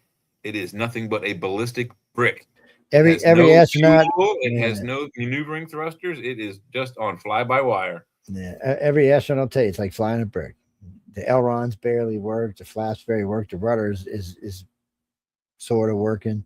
It's enough to coming in at what 13,000, 14,000 degrees. About the same temperature as the surface of the sun. Well, depending on where they were coming from, they'll be anywhere from Mach 23 to Mach 32 when they re-enter. Yeah, they're cruising, and I mean, when they got to slow down, people, they got to break that. That's why they come in like this, and not like this. They come in like this. It hits the atmosphere, and the atmosphere acts like an air brake, really. Basically, what it is, a giant air brake. But NASA wants to come up with it. So all of a sudden, NASA, maybe they went and talked to Elon. Somebody came up with some new Gen 7 tech out of their thing, and then there's been a lot of talk about somebody's got an FTL drive. Now, for most of the people out there that don't know what FTL means faster than light. It's interesting. I don't know what we're going to do with it because, frankly, without some kind of sensor that can see faster than light is useless because you'll just be plowing into stuff. Unless you can have some sort of energy fields that are around the ship that it doesn't matter what you bump in. It just that would work in some places, but think leaving right now. So if you punched it here and had to go out of this solar system, you got to cross through the Oort cloud. You got to probably go close to the asteroid belt. What's the other cloud? There's another one out there you got to go through. There's the heliopause and the heliophase, but they're more like the gravity barrier and the heat barrier from the sun. Or one's the light as far as the light goes, and one's as far as the gravity goes. I forget which one is which. Yeah. No, Gene, he's talking about technically it's the end of our solar system.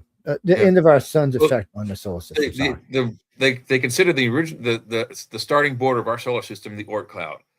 Then coming into that is either the heliopause or the heliophase. And then a little bit further coming in from that is, again, the heliopause or heliophase. I forget which one is which.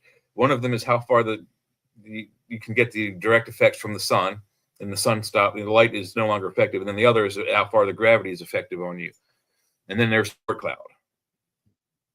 Our cloud's just a bunch of frozen crap floating around.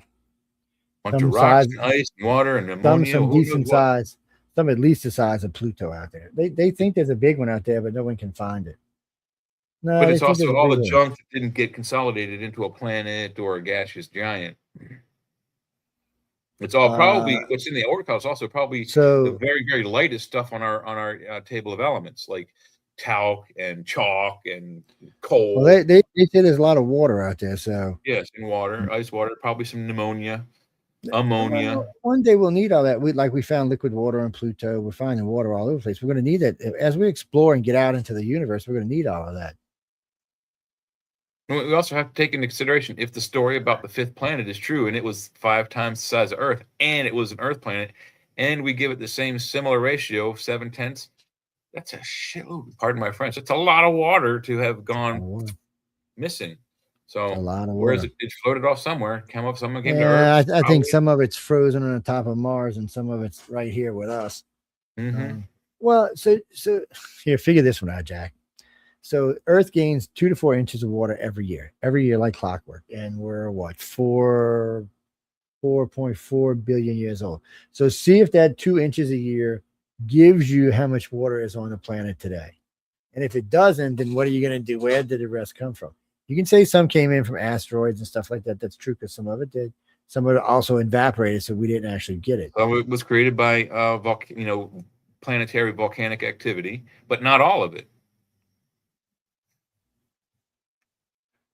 Well, there's a theory that the Pacific Ocean itself was a remnant of either the fifth planet or Mars, one or the other. Yeah, that we just collided into it, or it collided into whatever you want to say. It was just a big round ball of water floating out there, and we just collided into it. The Velikovsky theory is whatever destroyed the asteroids or destroyed the fifth planet, creating the asteroid belt, siphoned off with it the water from that, and when it passed through nearby, it didn't collide with, but nearby, it passed very close to Mars and siphoned its atmosphere and water, and the bulk of that water, allegedly, Velikovsky says, was deposited here on Earth. So we have a combination of water from two planets, perhaps. Perhaps. And recently they said they think there's enough frozen water on Mars that'd be more water than that's on Earth. Well, they keep thinking it's dirt, and they keep finding permafrost and ice and water.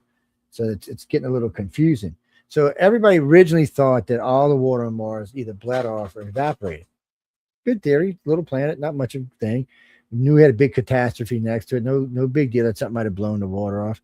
But then they started finding water, and they didn't quite know how to mush the two together into a coherent theory. So they're still hanging it out there, but I don't doubt that some of the water that's here today came from somewhere else in a large source. And you never know if a planet lost like an ocean-sized chunk of water, depending on how long it took to collide with our planet, the life in that water still may have been there. Well, one way is to know if we can get on Mars and get a sample of liquid water and compare it to the liquid water samples from Earth. If they're identical, that's impossible. That means the water came from Mars. Well, if they're different, then we're wrong. There's a new theory to come. Well, the problem with the water they found so far, so they've actually done that, and it is just typical H2O like you have here on Earth, but there's nothing else in the water to push against here. Everything's dead. All the bacteria, whatever might have been in there, is dead.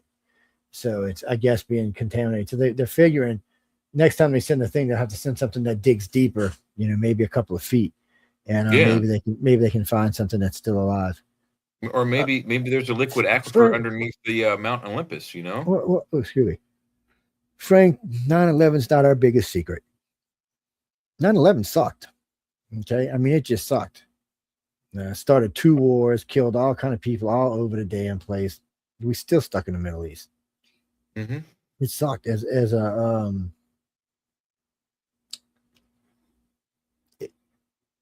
out of all the other things that could have went on, they could have handled all that differently. But matter of fact, most of the wars in the Middle East, I don't even think they're over usually.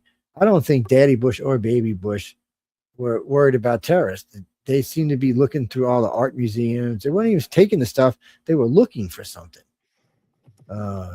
They knew about some kind of artifact that the Iraqis had. Yeah. Well, it was supposed to go back to the ages of when Baghdad originally existed, when it was the big blossoming city back in the day when the genies lived there and shit. It's they don't know what it is. Some people say it's a Stargate. Some people say it's the Ark of the Covenant. There's a lot of speculation to what it is, but there is evidence, hardcore evidence, that they were looking for this. Yeah, hardcore evidence. Well, our government has a lot of secrets. ET is just one of the secrets that we have. They have very many. It's like when we were talking about those rumors about extraterrestrials and humans fighting in tunnels in a huge base. So for people who don't think we have underground bases, I don't want to be the one to break this to you, but we do. I didn't realize to the extent, this just tells you how dumb U.S. government people could be sometimes. So we're watching a special one day on FEMA. And they got this big map up behind this guy, FEMA. They got these red, blue, and green dots on it. So the guy's talking about facilities and places people would go and this, that, and the other thing. And he said, well, only ones that are out of commission right now are the red dots, meaning all the green and blue dots were underground facilities in operation. So the blue dots are where 100,000 or more people can go. The green dots are 50,000 or less. What kind of bullshit is that? I was like, whatever. I was just, no way. I'm just not believing it. Come to find out that there were a lot of underground facilities that were much Over larger. 200, I believe, at last count. But more than we knew how many. So to put this in perspective, I've been in two, that technically three, but we'll talk about this one because I've talked about it before.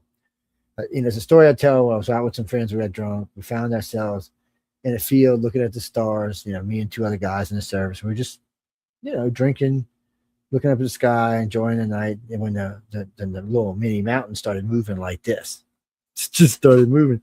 And I'm like, dude, how loaded are we that the ground's moving? The thing open.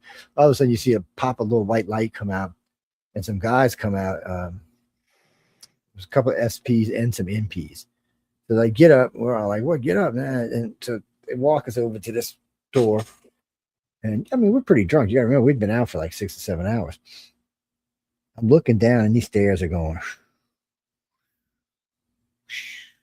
My partner threw up. I was going to say, which one of you threw it? he just, and the one guy's just laughing his ass. So we walk all the way. And it felt like it took forever. It was like 10 minutes. We get down to this one level, and there's a little golf cart thing waiting for us, electric one. And so we get in it, and and when you get there, this tunnel's going each direction, all 4 directions, and you couldn't see there. Now the lights were off. The lights only came on when you passed them, but you could still see a good ways down. It looked like it went on forever. And anytime a light would come on, you would notice these tunnels were really long. So we rode a little ways, and then he said, "Okay, y'all go in here to eat." The Boston cafeterias, they had some guy there making hamburgers. So we went and ate some hamburgers. And we were waiting for whoever was in charge to come see us. And the guy walks and he said, "Do y'all know where you are?" I said, "No, sir." I said, "All I know is we're in some underground place." They said, "What do you think you?" I said, "I don't want to speculate."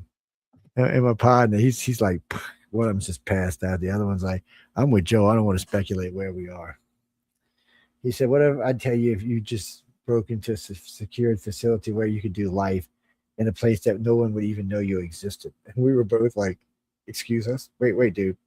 We were just minding our own business, drinking on the side of a grassy hill." We had no idea. But anyway, long story short, they ended up letting us go. We were on a silo base, come to find out, a very large silo base, much larger than I was ever told silo bases are. It expanded from outside the surrounding of the base itself, and the base was big. This was in Millington, Tennessee. This was a training base, fully operational training base with all aspects, except for ships, all aspects of Navy command. So it was strange. But the facility, if I had to guesstimate, I would say the tunnels ran between 10 and 20 miles in each direction. And they connected to other tunnels. I have no idea what this place is. I no doubt that there was silo base, and that's probably what the hills were. Those were probably silo ports. But man, that was a, because it seemed to be like there was levels, because we were talking to the guy. And we went somewhere. Oh, he was going to bring us back. So we went somewhere, and we parked on this elevator, and it went down 2 levels. And then we got out, and we went somewhere, and then we got another elevator, and we went up all the way to the surface. And we came out of this little cutesy golf court shed on the golf course. It was just so cute, man. I was like, get the hell out of here. But they're not playing around, and we were warned. And then we still had to go see our captains the next morning. I still remember seeing him. I walked in that day. He said, "What happened?" I told him. He started laughing. He said, "They let you go." I said, "Yeah, thank God." He said, "Y'all were too drunk to remember anything?" I said, "Probably." He said, "All right, get out of my office. I don't want to see you." He said, "You don't know how to read?" I said, "What do you mean?" Because there are posted signs everywhere. Do not enter, government restricted. I said, "We're in the Navy. This is our base. Well, it's not restricted for us." Apparently it was. Yeah. What, Jamie? It was a crazy sized base. Now, I don't know if I should tell you about this one or not. Anyway, I was in DC one year, and I wanted to go see the one under the hotel. There's a facility under the hotel that was going to be for like the senators and congressmen if there was a bomb in DC. It's retired now. Supposedly it's retired. It's a pretty big place. Got a lot of room. You could probably put most of the Congress in there. So when the first time I seen it on TV, it looked like a little tiny place. When I got in it, it's multi-level, split deck, different security for different places. Even had a little place you could grow a garden if you wanted to. So it was kind of it was a little different than what I was. So I'm talking to this guy, just random guy, security guard there, and we're talking. And he said, "Hey, what are you doing here?" I said, "I'm just, nosing." I said, "Ex-military, ex-service," and he's like, "I could tell you may have served in some other capacities." I said, "Well, nothing I can talk about." He said, "Yeah." He said, "Figs." He said, "You want to see the new one?" And I'm like, "See the new what?" He said, "The new facility." And he said, He said, give me your license right quick." And he goes, does my license, comes out. He said, "You can go see it. Come on, let's go see." And so we hopped in a little golf cart thingy, rode down this tunnel for, felt like about 5 miles, got out, went outside, walked over. I can't say the name of the building because he said I'd be in trouble if I did. It's because it's a fairly famous building. Went through this little thing, walked into a pylon thing, walked into what looked like a column, reminded me of Harry Potter did. And then poof, we were in this area, and then you went into this tunnel, you rode down, there was a little thing waiting for you. It's attached to the walls. You hop in, it's like dual seats attached to the walls. You hop in and just it takes you wherever you're going. And it goes right, left, up, down. It's crazy. So we go riding, we're in this place at 2 hours at least. He said, "You ain't even seen 20% of it yet." I was like, "How big is this place?" He said, "It's big enough to hold the entire Congress and at least a third of the city." He said, "Because you can't just have Congress, you've got to have people to wait on." I was like, "Well, I've said that myself before." It was huge, dude. If I had to put a size, I'd say 20 square miles. Bigger than the DC metro area. And but a lot of that, I believe, is like water reclamation and air stuff, and recycling systems and things like that, radiation contamination areas. Yeah, I mean, if you look at Washington D.C., it's like a conjunction of the Potomac River, where there's like a Y, and the Pentagon is on Roslyn Island, which is just across the river from Washington D.C. And allegedly, there's 23 levels below that. But I can't imagine, because it's so close to the river, I can't imagine them having that many levels below and not having a leakage problem. It depends what materials are using. A lot of stuff you don't have to worry about leakage with water. Well, and it was built in the 50s, so I mean, we don't know we had that much good building technology back then. But yeah, with the stuff they're talking about now, this stuff. You know what's funny about some of these new tunnels you see? They don't even look like they're bored tunnels. It's melted. Yeah, it doesn't look. It's and something else that bothered me. I noticed in the old place you've seen a lot of them, these really heavy duty support structures all over the place, and these you don't. Maybe they're hidden in the corners, walls. I don't know. Sometimes they do that in buildings, but I didn't see anything that looked like it could hold a building up above it, which was a massive building. So I don't know. It's very strange. Well, Jesse, they have these places because the rich and powerful and the rich and famous. There's one here in New Orleans that used to be a bomb shelter, right? So it got wiped out for Katrina. Well, these people decided to buy the land on top of it and build these really high dollar homes. And then they all got together and went in there and cleaned the place up, fixed all the recycle equipment and water equipment. Now they have their own private bomb shelter, and a pretty big one too. It's pretty big. I think it's designed to hold about 2,500 people. Oh man, now the Richie's heaven. There's no way to get in but through their gated community. Oh, I can find a way in because I know where it's at. I know where to go digging, but that's cheating. Mm-hmm. Number one thing you should find if a nuclear war goes on or if some kind of big disaster goes on, find yourself a cell phone tower. You don't necessarily have to need the tower, but the electronics, the air conditioning systems, and the fuel will be priceless in a disaster. Well, one, it'll allow you to communicate to other sources, but more so that a lot of them have at least 90 days to 120 days of fuel, which for 2 or 3 people is like a year's worth. Yes, plus they're air conditioned for the electronics. So you can pull all the electronics out and turn them into little houses and have air conditioning. Yeah, and they're hurricane strapped down for hurricanes. Yeah, or wherever you may be. It's different in different states, but all of them in some way or another. I think law requires they keep 90 days of fuel on hand. No, even the electrical. Yeah, I know what you're talking about. The ones but no, even they have to have like I think a lot of those have like butane tanks, backup generators. They're cell phone towers. Well, in New Orleans, it wasn't because they didn't have fuel. It was because the damn things got wiped out and flooded over and knocked down. And even though T-Mobile, you could still text. Believe it or not, you can still text. What do you mean? The biggest secret the government's keeping right now is they know there's life other than Earth. The second biggest secret they're keeping is there are probably 2 or 3 dozen cures for things that they're allowing companies to keep to make profits. They're also the third thing that they're keeping from us, and the reason why one of the main reasons behind non-disclosure is they're fairly certain that there are one or more extra-dimensional entities or exopolitical groups that are part of the mix, and no one knows anything about them whatsoever, and I don't even think the Greys do. No, peace, love, and light. That's an alleged thing too, as well. So there's a lot of alleged things out there. Yeah. Jimmy Lee, no, we still got a few minutes. Why? What's up? You know, when I'm watching it, when Jay and I always have my screen on full screen. I hate that little screen that StreamYard has. Yeah, I like watching. It's like, because you can see stuff, you know. What do you mean? If I knew what I'd tell you, let me tell you this. There are things I've learned over the years because of the clearances I have that no, I can't share, but there are things that I do share that I'm not supposed to share. And I'll forget when I was talking about the Nimitz that day on Stephen Bissett's show, I got flagged for that. It was 3 things I said on that show that day I got flagged for. Yeah, they could have pulled my clearance if they wanted to, but since the shit was supposedly being decommissioned, they had to let it slide. And then they decided to keep it for 3 years. Now, Sean sent me the other day, she's being decommissioned now in like a month or 2. So, adios amigos. Well, so there you go. There's your timeline for Friday night. And now we know when the Iran war is going to end, is when they decommission that vessel again. It's over there right now. It's the Nimitz is no, they had it. They were going to send it to be scrapped, and all of a sudden they decided not. They had sent the Enterprise and one of the other ones off.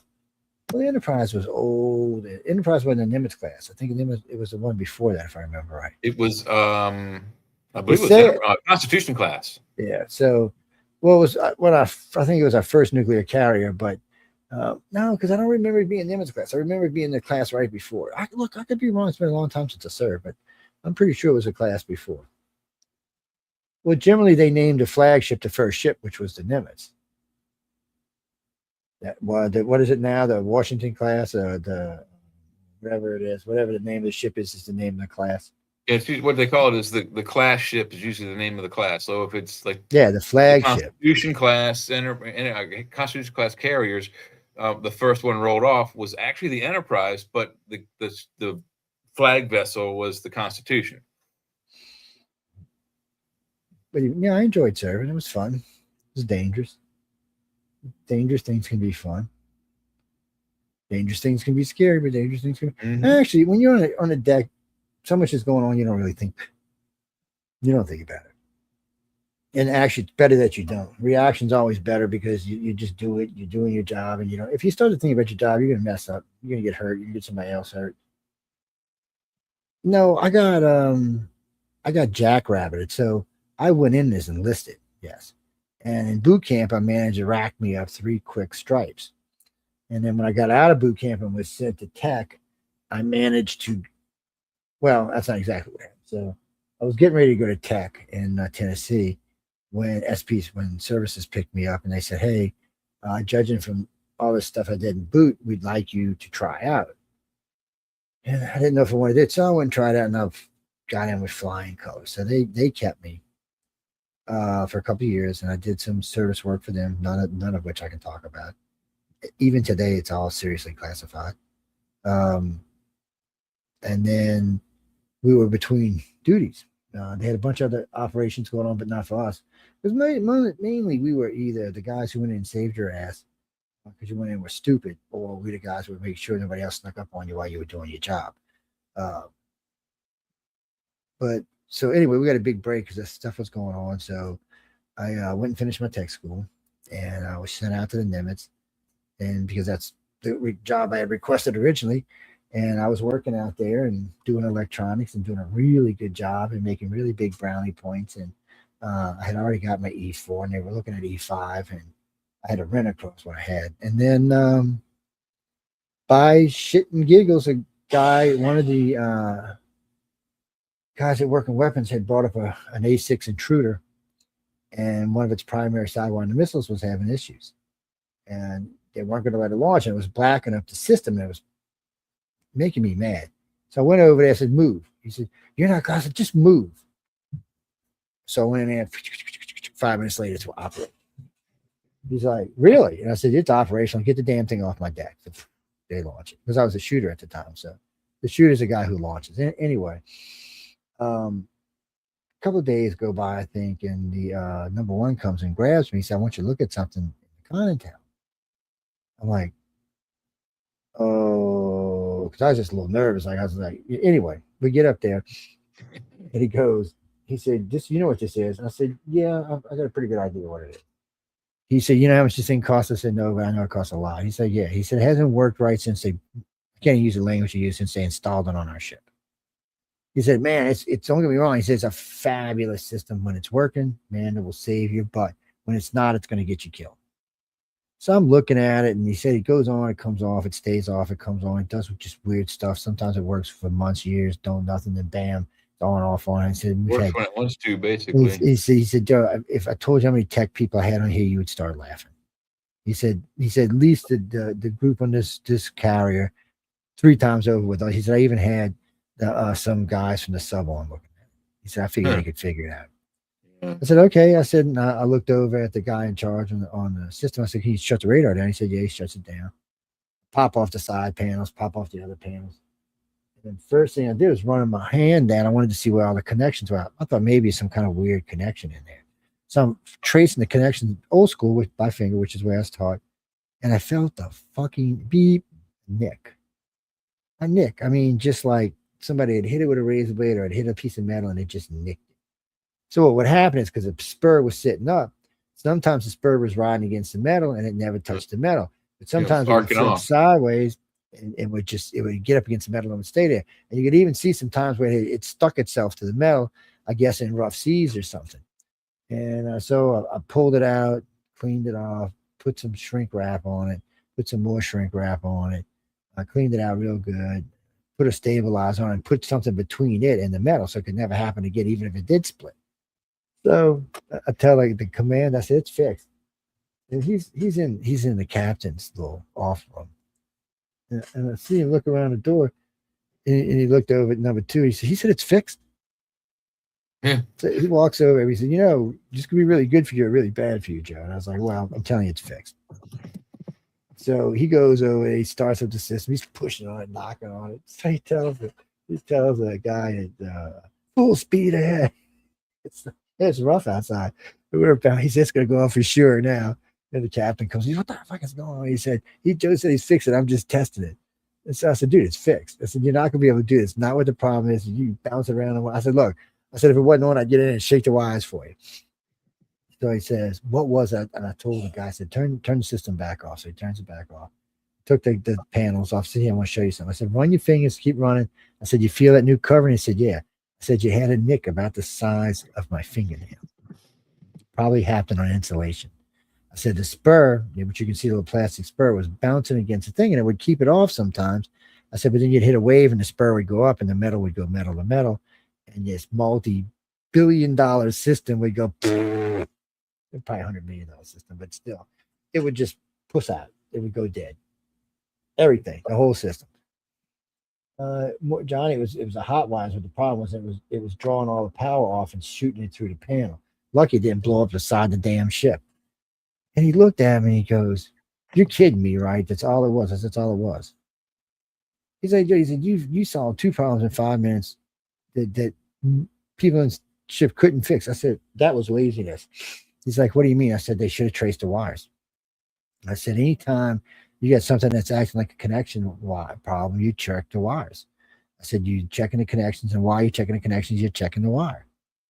And I said, it was an easy fix. So then he started giving me all kind of hard problems.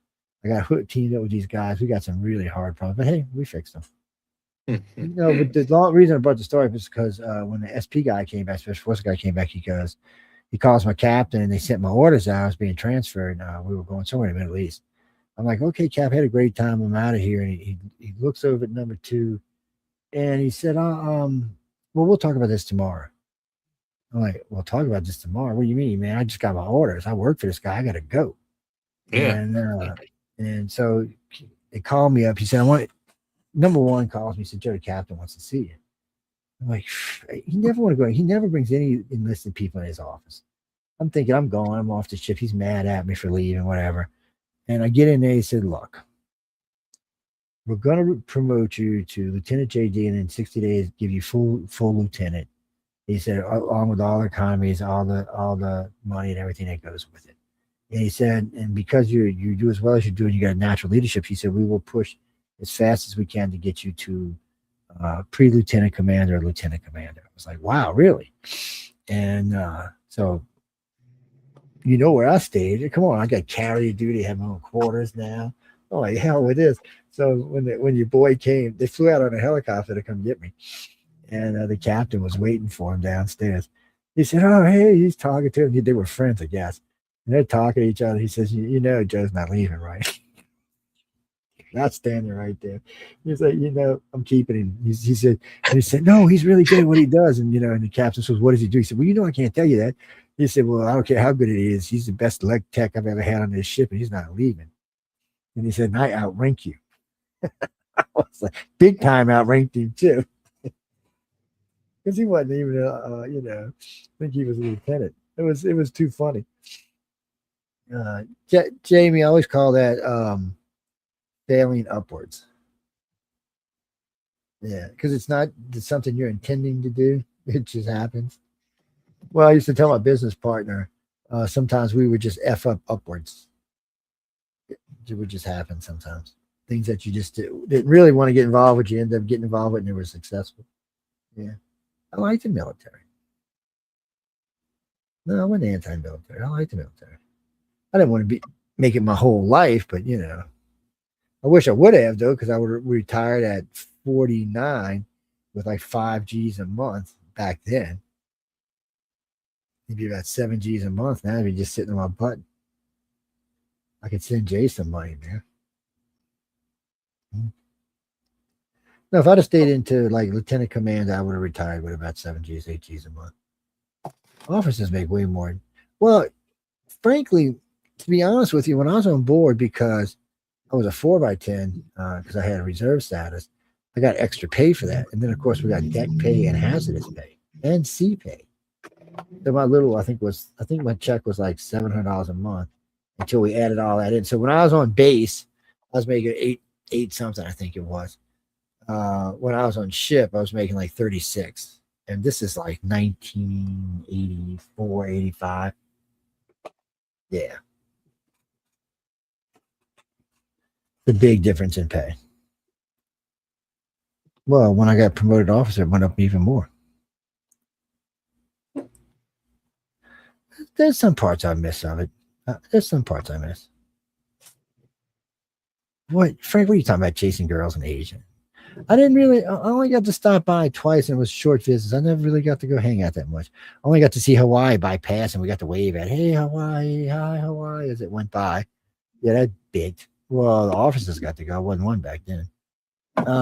We went to Singapore and not Thailand. I can't start it with S, so for some reason it's not coming out of my head.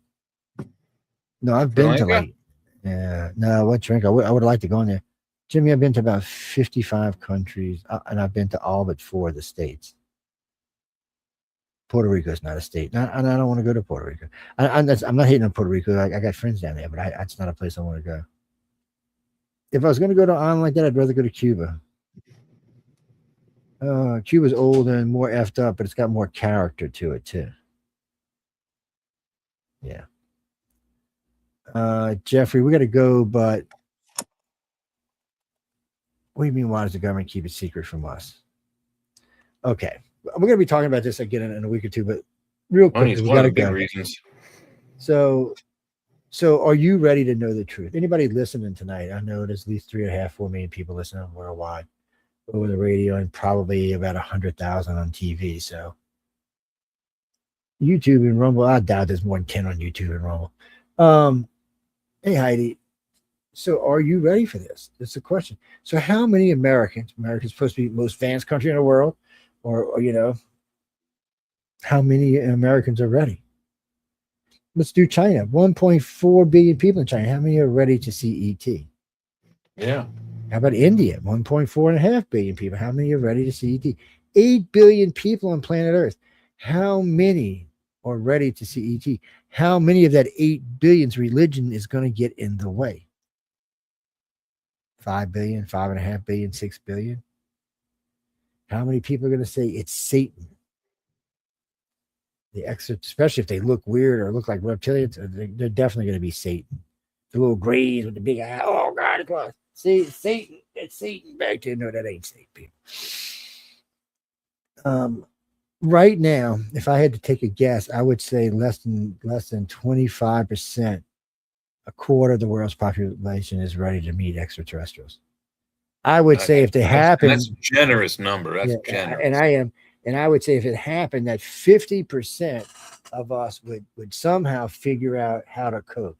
The other 50% are not going to. It's going to lose it. In disaster is what it's going to be. I mean, it's going to be a biblical disaster. They're going to lose their minds. They're just not going to be okay with this. Some of the information may even topple governments. Look, I have been pushing for disclosure just like everybody else in the field has been. But it's not going to happen when nobody's ready for it.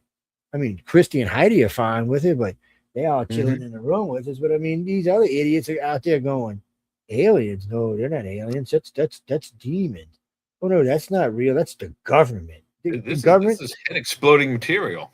Last time somebody told me a grave was from the government, the graves are at least 2,000 years old. How can it be from the government? I said they've been here for at least that. And I said the reptilians and humans even been here longer than that. I said, what government are we talking about? A government we've never heard about? Mesopotamia, maybe? I'm like, come on, give me a break.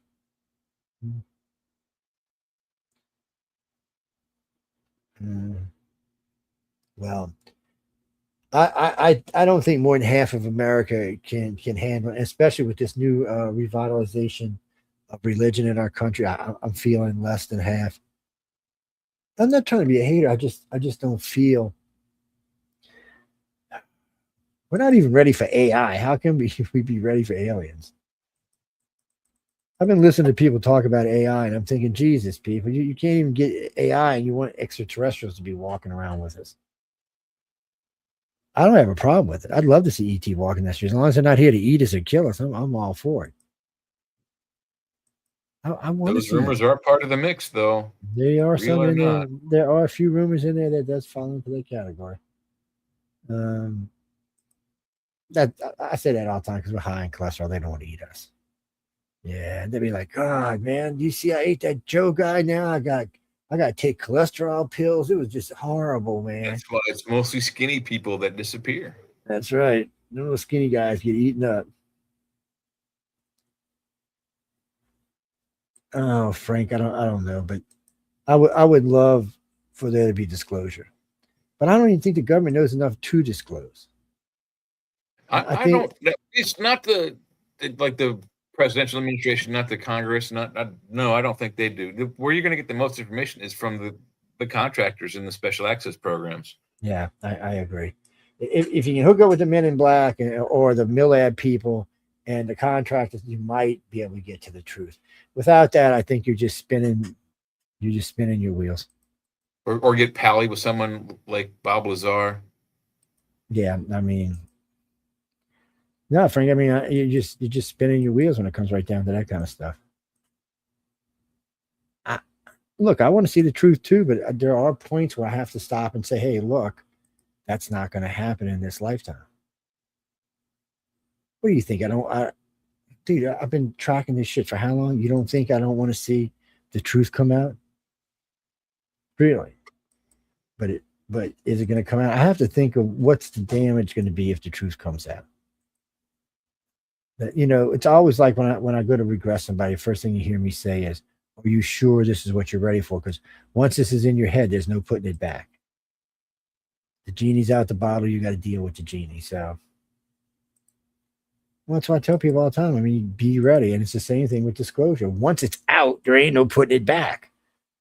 It's good. People are going to be just flipping out, losing their minds, running up and down the streets. It's the end of the world. I can hear it now, man. Well, like I said, I would love to see disclosure, but we got to go because I know Michelle's on, so we got to get out of here.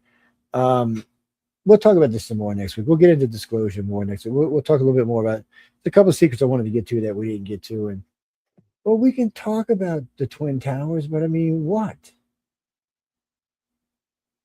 I mean, what are you expecting to get out of it? That airplanes didn't blow them up? Bye-bye, Heidi. Airplanes blew up the first two. I mean, the other ones you can speculate all you want on. Anyway, good night, Christy. Anyway, guys and girls, I want to thank everyone for tuning in to United Public Radio and UFO Undercover. I hope you enjoyed the show. Of course, any moans, groans, bitches, or complaints, you can write to Michelle DeRoche. She says she's been feeling lonely lately, and or you can send her some $high whiskey. Yeah, you should send that to me, though. I got that nasty crown back there. Y'all should send me some $high whiskey. We are talking about that maybe on the chat, maybe on News and Flipside. We will probably in the near future talk to some of our Canadian friends about coming on and having a discussion about America and Canada, the standings right now. But anyway, good night, everybody. Thanks again for tuning in to UFO Undercover and United Public